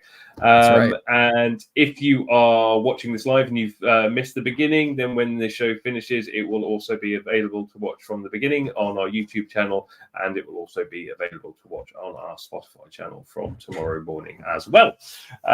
So what did everybody think of it? What's everybody's takeaways from it? Put some comments down in the chat, and we'll put them up on the screen. And we'll go from there. But Tom, what would you think your highlights, your takeaways are from that segment? The one part of the interview that I really enjoyed was when we were kind of talking about, you know, a situation where like there's a battle going on and then there's like an orb that gets sighted, and perhaps it was observational in nature. Maybe it was some sort of non-human history class going on. You know, it's just such a wild thing to speculate about, but it seems plausible at the same time. Yeah, right? And there was an interesting point in that as well, because he started talking about the time travel elements of it, and then we've obviously had the knowledge of the conversation we had with Roy, which you guys can all watch live here, same time next week. Well, no, not actually, same time, different day, Wednesday, the day that it was supposed to be on. Hey, Tom. Yeah. You're welcome. More like thanks to the guy that I work for. Yeah, mention no names, otherwise you won't be working there for much longer. Good. He definitely doesn't watch UFO related content. No way. So I can say whatever I want. Oh, good.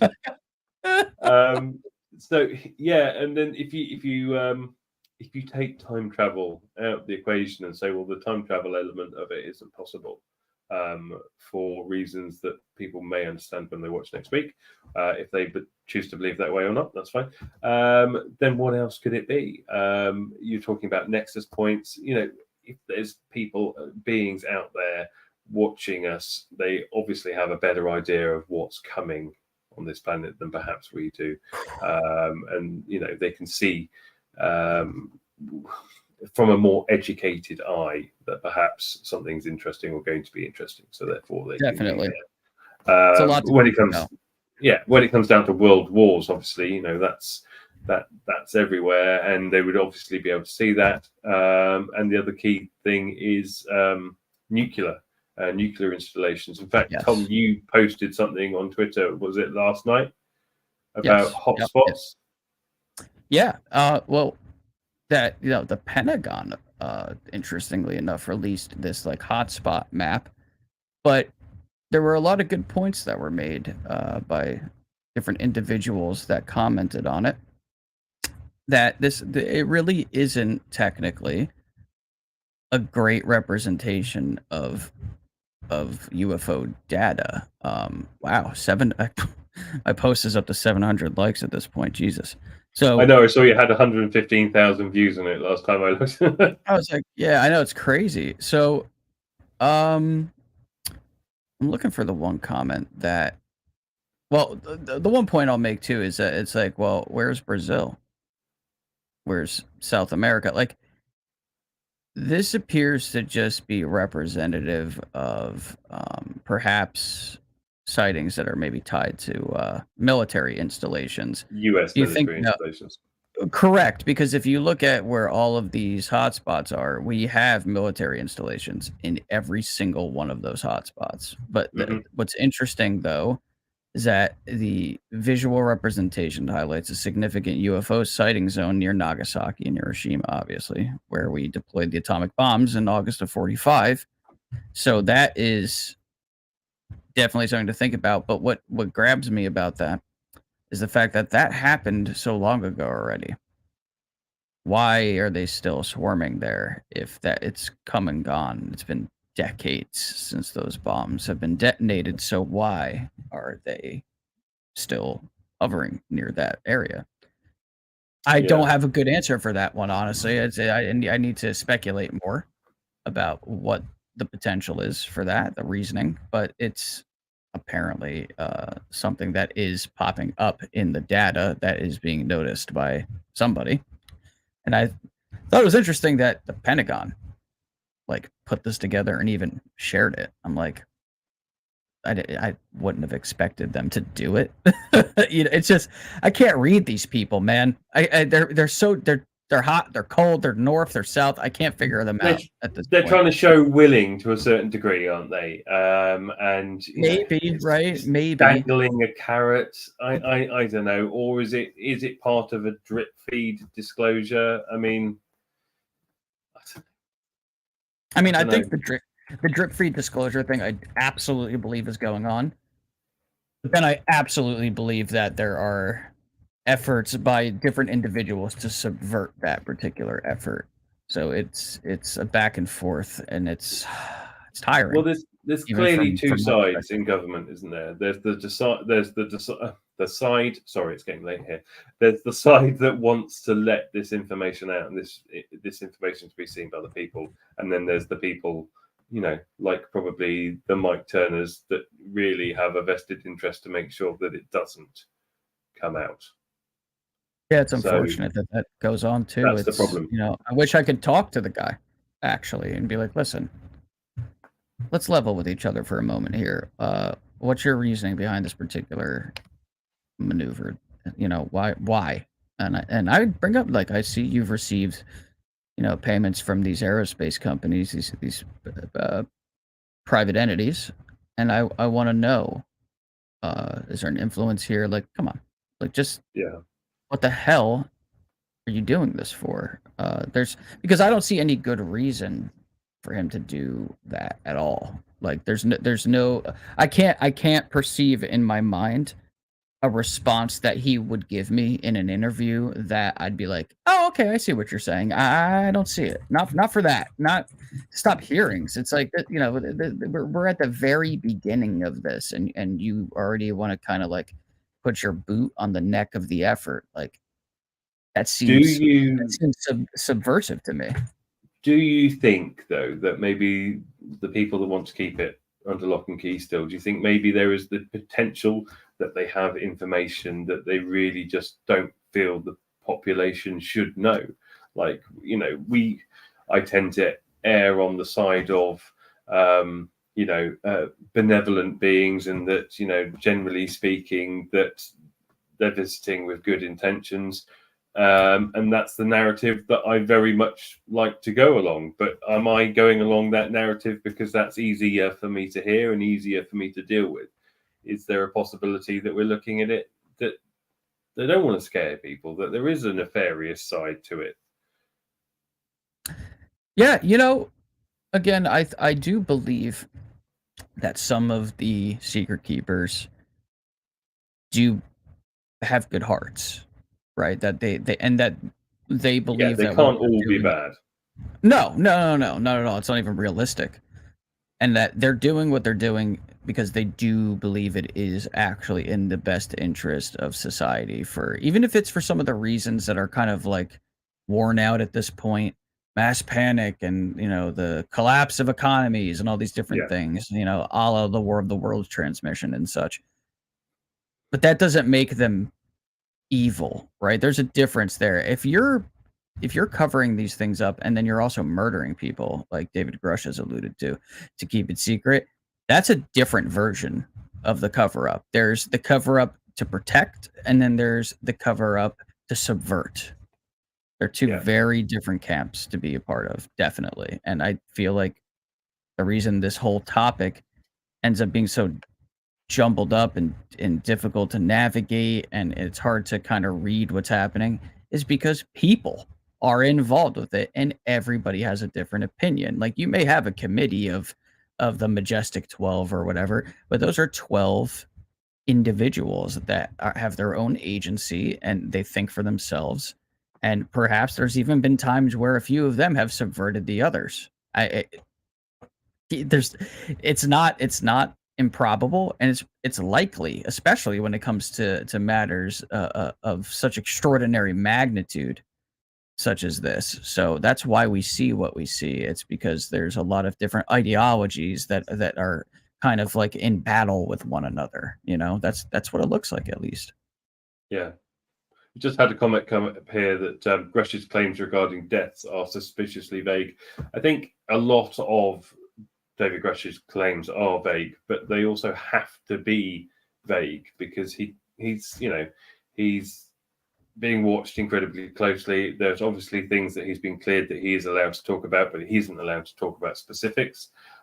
So we do have to bear that in mind. I just hope that we get to a situation where this information becomes declassified, and maybe we will get to the point, when's the Schumer legislation supposed to go through? Because that, I'm not sure. Probably, I mean, sometime before the end of the year. I would imagine, maybe, over the next couple months. That's my guess. I've been kind of detached from the paperwork. Even with that, though, even with the Schumer legislation, all it does is give them the ability to shift it from a beyond black op, whatever you want to call it, and put it into a legal framework where they can still then make it top secret, which means that the people still don't get it. So is it, and this isn't necessarily just a question for you, but one just putting out there to people, is it just a way of organizing the files? Is it just a way of, consuming it into the fold of government so that they can have control over it? But is it really going to make any difference to we the people? And I mean that people all around the world, because although America are leading the way with this at the moment, it's always it's my bugbear, because it's always like the American people deserve to know. Bullshit, the world deserves to know. And then at least the allies of the US deserve to know. Yeah, there's no reason that you could give to me that says that any human being doesn't inherently deserve to know their place in the universe. Like there's no justification for that. Obviously, I get where the secrecy comes from, but that just generality right there, there's very little excuse that you could, none at all, really. You can't approach someone and tell them that they don't deserve to know. It's like, what you should be saying is, you all deserve to know, but here are the issues that come with it. Yeah, like that. Right? Is that like, because that's a fact. Like that's just the fact of the matter. We have to, there are going to be people that experience ontological shock. I know that phrase gets thrown around a lot, and a lot of the armchair skeptics feel like it's being used as like a tactic of some kind. No, it is a natural human reaction to something that's shocking and profound and shifts the paradigm of their own worldview. That is the definition of ontological shock. It's exactly what would happen to various people. One of the first times that I can honestly say that I felt ontological shock was post our interview with Roy. I agree with that. I absolutely agree. I'm like, there were certain points where I'm like, okay, if you're right, and that is that, and this is this, even I would be like, whoa, hold on a second. You said what? And when people watch that interview, I would imagine that they'll understand where we're coming from with that. And again, I don't know if he's right. I don't know. Believe him. I believe that he believes what he believes. Does that make sense? Yeah, that's what I'm saying. I will not say that I know he's right. I don't know enough evidence to say whether what Roy says he's one guy is right. But I believe him. There's something about what he has said and worked on that has obviously grabbed the attention of them. And I don't mean the NHI. I mean whoever has some sort of influence over the disclosure of the most secret information on the planet. They obviously have wanted to talk to him for some reason. And that brings to bear a host of questions and makes one wonder and why. That's about all we were allowed to say on that subject as well, before we cross the boundary. Before we cross the boundary. Yep, absolutely. That is all we can say. It's he's and no matter what you say, he's brilliant. Yep. And yeah, he knows his stuff. his work speaks for itself, obviously. But that was one of the only times I can honestly say, and I'm not saying this just to get you guys to watch the interview. Like you'll see the look on my face in the interview. Like we pre-recorded it. It was just us three talking, and I'm just like sitting here like literally. You're like that's literally. I remember doing it. He started talking about a particular thing, and I'm just back in my chair like.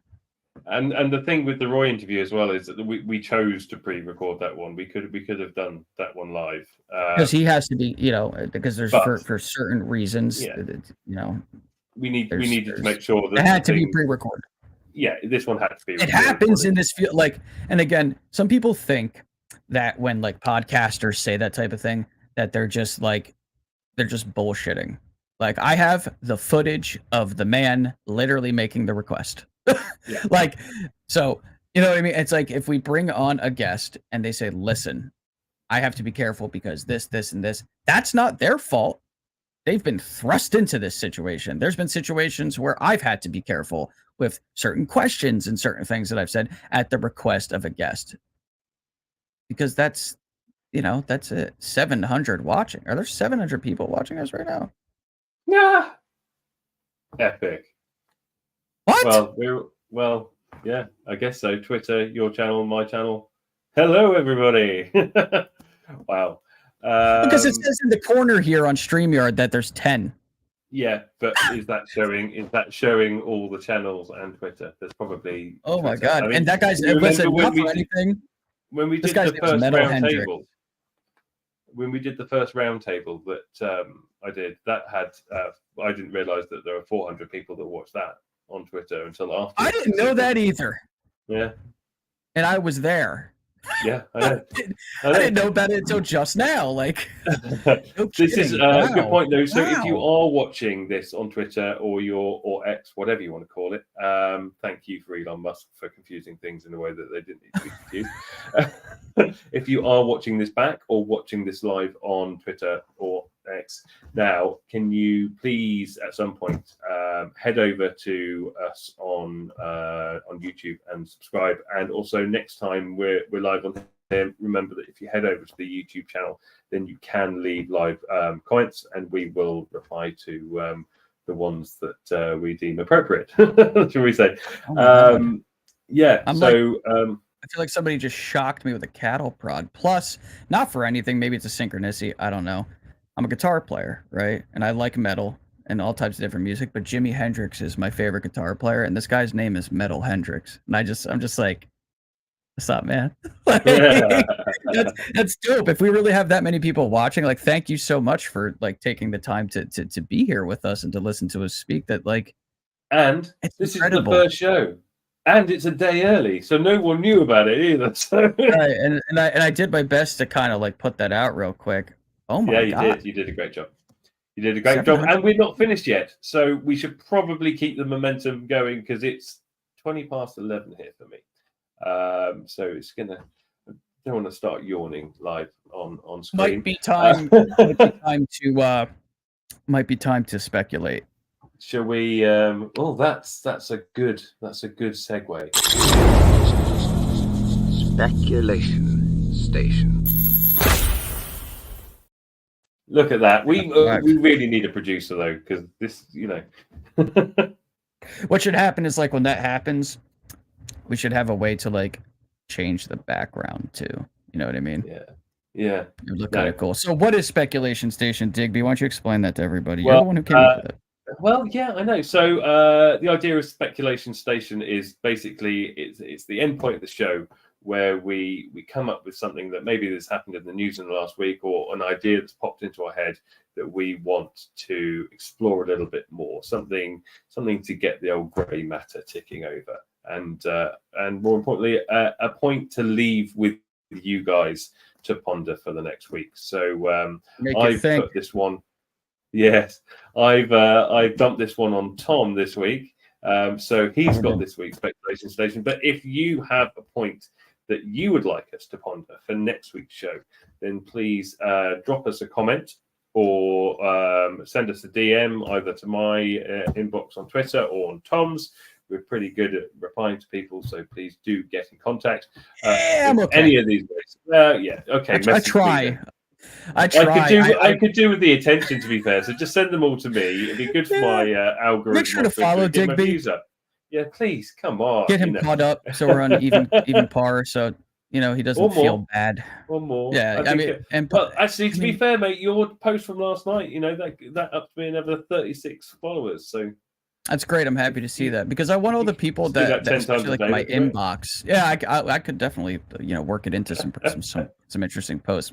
There's so many good people that follow me, and I would love for them to interact with you the way they have with me because they've become like distant friends. It's really nice to have that. So, okay, the whole idea behind this particular speculation this week does stem again from our interview with Roy, but I'm going to try to phrase it so that we don't give away too much before that interview because obviously we want you guys to go watch it and to really ingest all of it as a whole. But I will pose the question, but I'm going to try to pose it in a way that's it's not like how you would normally ask it, I guess. Is it possible, based on what we are beginning to learn about maybe quantum physics and then you take into consideration NHI, the phenomenon, things that have been observed, experienced, and such. Is it possible that our universe, this reality, is the result of some kind of mechanism, or there has been... So obviously, like, this takes into account creative design. But is our universe, for lack of a better term, some sort of simulated construct, maybe like The Matrix, which is my favorite movie of all time, full disclosure. That's why all the stuff on my YouTube channel is green. It's literally, that's the reason I chose that color. The black I did not know that. I am obsessed with The Matrix. I think it's the greatest film ever made. But is it possible, taking all of these things, it's not just that simple question of are we living in a simulation, it's taking all of these other aspects into consideration, these different facets of this conversation, NHI, the phenomenon, the things that have been observed, the paranormal, all of it. Is there maybe some sort of grand machine, again for lack of a better term, that is generating the universe for some reason? So it's a funny one, and actually I think when you go and start looking at this, you get more answers that come back saying that yes, it is a simulation than you do the other way around. But I know lots of people have different theories on it. Michikaku believes that it isn't a simulation, for instance, and then other people outright believe that it does. In fact, somebody came out and said if it was a simulation, the amount of power that it would be required to run that simulation would be the equivalent of having 2 Dyson spheres. Right, the energy required would be from 2 whole suns. Phenomenal to do it, right? But then that's there's from ways our that you, understanding. yeah. But then let's look at it from this point of view, right? When you're playing a video game, if you're outside and playing an outside scene, yeah, playing Fortnite or something like that, the computer hasn't rendered the image of the inside of a building until you walk into it. So it's not like the whole thing is rendered all the time. Right. So that's absolutely true. In it. And then we have the element of, oh God, what's it called? When you remember something to be, and it was completely different actually in the past. What's it called? So, for instance, like Jiffy peanut butter. Apparently, people remember Jiffy peanut butter. The Mandela effect. Yeah, Mandela effect. So there was no. Oh God, I've been a victim of it in more ways than you could imagine. Yes, all deja vu does definitely kind of come into that particular. I saw a idea new as well. Mandela effect one today. Can you remember? Are you a James Bond fan at all? Yeah, love James Bond. Right. I've seen all of the movies actually. Right, so Moonraker, right? Jaws Loved at it as the a kid. end, and he falls in love with that girl. Yeah. Yes. And at the end of the movie, they smile at each other, and They smile Jaws and they smiles both have with the his teeth. and then she smiles and she has braces, and that's the tie between Yes, the and two that's of them like the smiling, whole joke right? behind it. Yeah. Yes. She doesn't have braces. What? Nope. She doesn't have braces. She doesn't have braces. But that was like the whole point of the scene, and that's why I remember it. Yeah, I know. And you're She doesn't telling have me braces. now that if I go back and I watch it, Yep, 100%. she doesn't have braces. Yep, 100%. And then you know why it's called the Mandela effect? Do you know why it's called the Mandela effect? I'm just gonna crawl down here. Oh. Yeah, go ahead. Keep No, it's going. called the Mandela effect because there was a high percentage of the population that remember Nelson Mandela dying in jail. They can even remember his funeral procession. Yeah, but Nelson Mandela didn't die in jail. So there's no braces on the girl. Nope. Staying down here until they fix it. But so if it's a simulation, then this is an error being corrected in the simulation, right? And so man, what? Yeah. But then if I'm we're in like- a simulation, is it just our planet that's in the simulation, or is it the whole universe? If it was the whole universe, imagine the power requirements for that. And then if it is just our planet in the simulation, then who are the NHI? Who are these different aliens that are coming to us? And also, if we are in a simulation, who's to say that who created our simulation isn't in a simulation? And then where does it end? Yes, those. So I've made this joke before that perhaps, like, if we do live in a simulation, the NHI or the software engineers are like they're ultra glorified Reddit moderators. Yeah. So I want to throw this in too, because I actually shared this earlier. Some of you may know his name. If you don't, it's cool, but you will. And you really need to go look into his interviews. Man's name is Bernardo Kastrup. He is a philosopher. He's an author, computer engineer. He is just a brilliant, brilliant mind. One of the most brilliant minds that we have on this planet at this point. He made this post and he said, within the next 20 years, perhaps sooner, we will witness 3 tightly interrelated, gigantic revolutions in our understanding of reality. 1, the official recognition of the presence and role of non-human intelligence, NHI, throughout our history. 2, the rejection of physicalism and embracement of idealism as the only plausible metaphysics. 3, a new understanding of the nature of time that will revolutionize the ontological status of past and future, as well as our understanding of the meaning of both birth and death. Now, he also goes on to say, concurrently, these same 20 years will be the most dangerous in human history, when we will have to survive the highest risk of civilization collapse since the end of the Roman Empire due to a coalescence of simultaneous environmental and geopolitical threats. And he's finally put as his last statement, good luck to us if we make it. The reward will be unfathomably handsome. And you have to listen to this man talk about reality and the universe. I do believe that physicalism is dying because it doesn't answer enough of the questions that we ask. It does not at all take consciousness into account properly. Metaphysical idealism, that's a whole different subject for a whole different day. I'm not going to really go into that, but that's a good phrase for you to go look up. Metaphysics to begin with, and idealism. Both of those married together, in my opinion, make a hell of a lot more sense. And they also work for my recent Demiverse hypothesis, which I'll keep the name for now, but, it was like a brain exercise. And I was like, let me try to, we talked, I'll go into it when in more detail in a later show, but I do bring it up in our interview with Roy, and he essentially agreed with my hypothesis, which, coming from someone of his stature and caliber and intelligence, was shocking, but it was flattering at the same time. I was like, wow, okay. So he likes what I said. That's incredible. So take all of what we're talking about now Mm-hmm.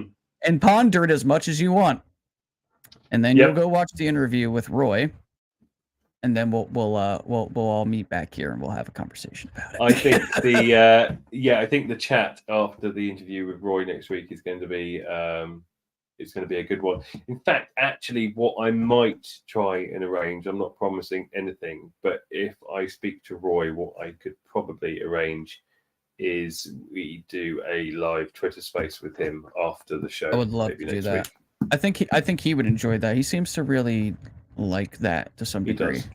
And then this Sunday we're recording the interview for the week after's show. So we're interviewing Ronnie Vernett. Yes, Ronnie Vernett. He's definitely, I should say, one of the finest UFO researchers that Brazil has to offer. And Brazil, in my personal opinion, especially after talking to Marco Leal and some of the other communications I've had and my own studies, we should definitely be paying more attention to that country when it comes to this particular topic. It's a hot spot that belonged on that map. Yeah. And then leading on from Brazil, if we talk about the Varginha incident, then that leads us on to James Fox, who we are currently in talks with at the moment, trying to arrange a time and date that suits him to record for the show as well. So the fantastic Mr. James Fox will be appearing here very, very soon. So actually, all in all, considering that this has come together in such a very short space of time, no question. I think we're doing okay, mate. I think we're doing all right. I think we're doing good. I'm having more fun this time around. You look like you're having so much fun, and I love seeing it. I am. I really am, and I've gotten so much positive feedback from people in the community when they heard that I decided to kind of take a different road, and I feel really good about it. Good. I feel amazing I really about it, do. mate, and I could sit here and talk to you all night long. I've in a very short space of time, I've managed to find myself an incredibly good friend and I appreciate an amazing that, colleague. man. Likewise. I appreciate that. And this has got to work because basically it's got to, fund me going around the world because I quit my job. And Yeah, seriously. Like this, we could change the title of the show to keep Digby eating. But it's actually not that bad. I'm very lucky to have a very, very good hypnotherapist as a wife who has the ability. Yeah, she sounds like she's remotely. really brilliant, man. She's amazing. Really. Yeah, she is amazing, and she's. I'm going to stop talking about her now because she's gone to bed. So there's clearly no benefit. Although send her the clip. Send her the clip. So my darling wife. I can't actually. She'll tell me off if I call her my wife because she says it denotes ownership.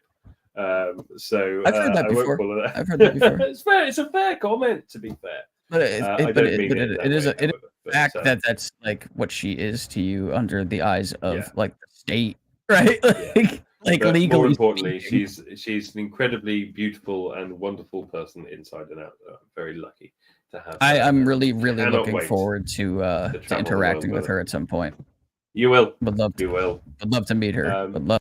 Yeah, you will. I'm going to get her on someone's show soon as well to talk chemotherapy. So yes, any podcasters are out there. I want to get her onto a show to talk about managing with PTSD and other things like that, and other ways that hypnotherapy can help, because that's really these good. Things are really important. So that'll be coming soon as well. So we've got a lot of irons in a lot of fires, and we've still got a few people watching live. So thank you so much for sticking with us for thank you very much. 2 hours. I believe Incredible. When we started this earlier, Tom, I said, well, the pre-recorded interview will take about 20 minutes, so we'll get the show wrapped up in an hour, shall we? And that was an hour ago. So so 2 hours. I knew that was going to happen, and I expected it, and it's such a good thing. But yeah, I wanted to save this segment for the end just because of the nature of what it represents. It's a little bit more on the somber side, but it definitely needs to have a spotlight on it.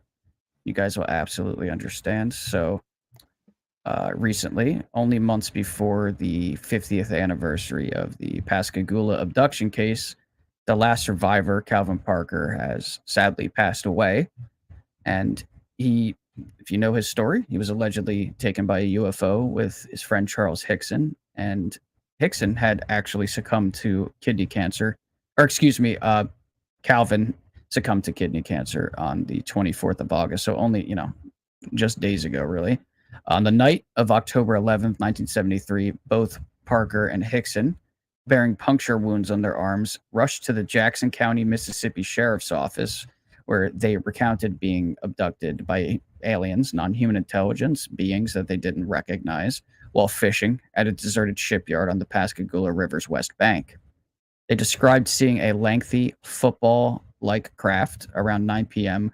with 3 levitating beings.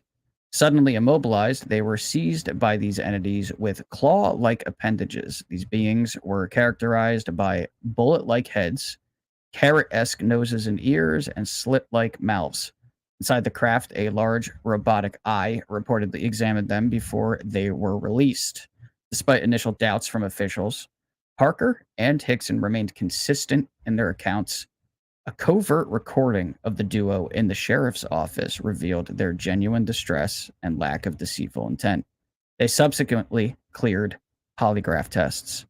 The incident drew massive media attention. Captain Glenn Ryder, initially skeptical, became more convinced after hearing the recording and their successful polygraph tests, suggesting something indeed occurred.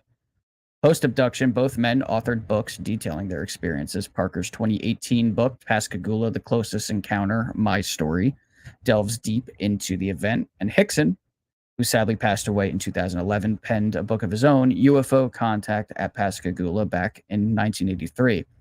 The city of Pascagoula now has a permanent reminder of the event with a memorial plaque describing the account and notes it as being one of the best documented cases of alien abduction with 2 witnesses in all of human history.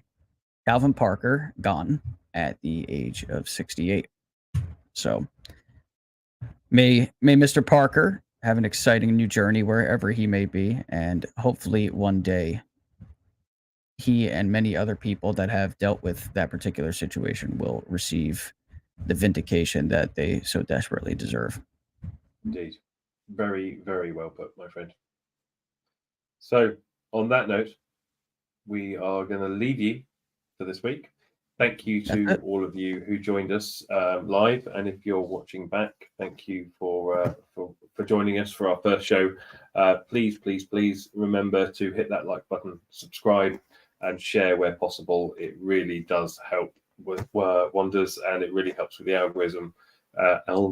See, I'm getting tired. Hiya wappa, haha. Hang on, we're getting in dangerous territory here. Before I start doing impressions, it's a good time to end the show. So it's just getting late. It's like your brain's just going. I know. So no, this was good. This was fun. From me, Digby, and from him, Tom. Thank you all for viewing, and join us at 4:30 p.m. or 9:30 p.m. respectively, UK and US time, next Wednesday. Tom, next Wednesday. I'll be here. If my boss tries to change my schedule again, I will tell him that. Don't think we're going to be doing that this week. Well, there were 700 people watching this live, so that'll be 700 letters. Is that actually true? An idiot. I don't know. We'll look at it afterwards. But if it's not true, it sounds really good. It sounds good to me. I'd like to just go through the rest of my night thinking it was true. So how about that? But to the at least 20 people that I was able to see. Astral's just sent me a message saying congratulations on a great first show. So Astral, thank you very much for watching. Thank you so much, Astral. That's my brother from another mother, man. What a great guy. Seriously. If you guys don't know who Astral is, he holds remote viewing spaces every Thursday on Twitter at @the_Astral, and he is one of my absolute best friends here on the internet universe, and he is one of the best minds again, in this community, and one of the just one of the nicest people. I can't say enough good things about Astral. He's just I'm so lucky to know him. Just like what you, Digby. It's like you two dudes and a couple others. Like you guys are probably gonna end up being lifelong friends of mine, and that's a really nice feeling. And I love you, it hits me right in the feels, man. I'll tell you what. You can't see, but I'm doing it too. See that thing? It's too much. I've been drinking. I know. That's like one can, man. No, thank you all for being here. We really appreciated it. We really put some work into this to get it right. Yeah, we did There's for a lot 2 of hours. experimenting going on. Yeah, that's right.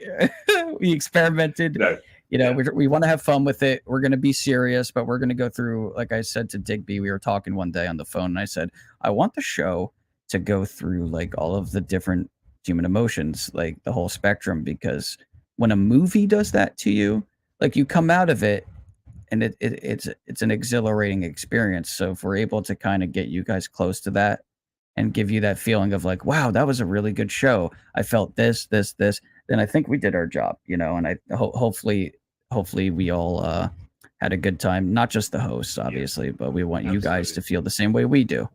Oh, this brings me up actually. Thank you, Kim. Segment. Yes.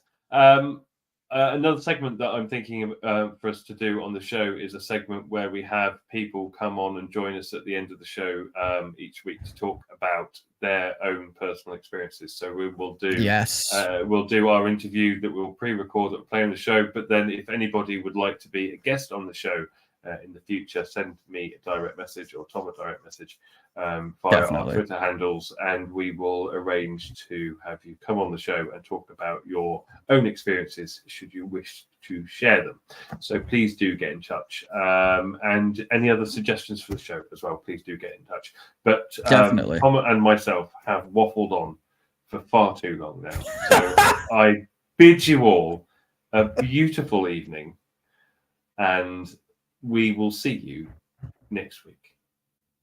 Take care. We need everybody. some outro music here. We don't have any, so I'm just going to press end. But next week we'll have some outro. Here it goes. Wow, wow. Bye. Take care, everybody.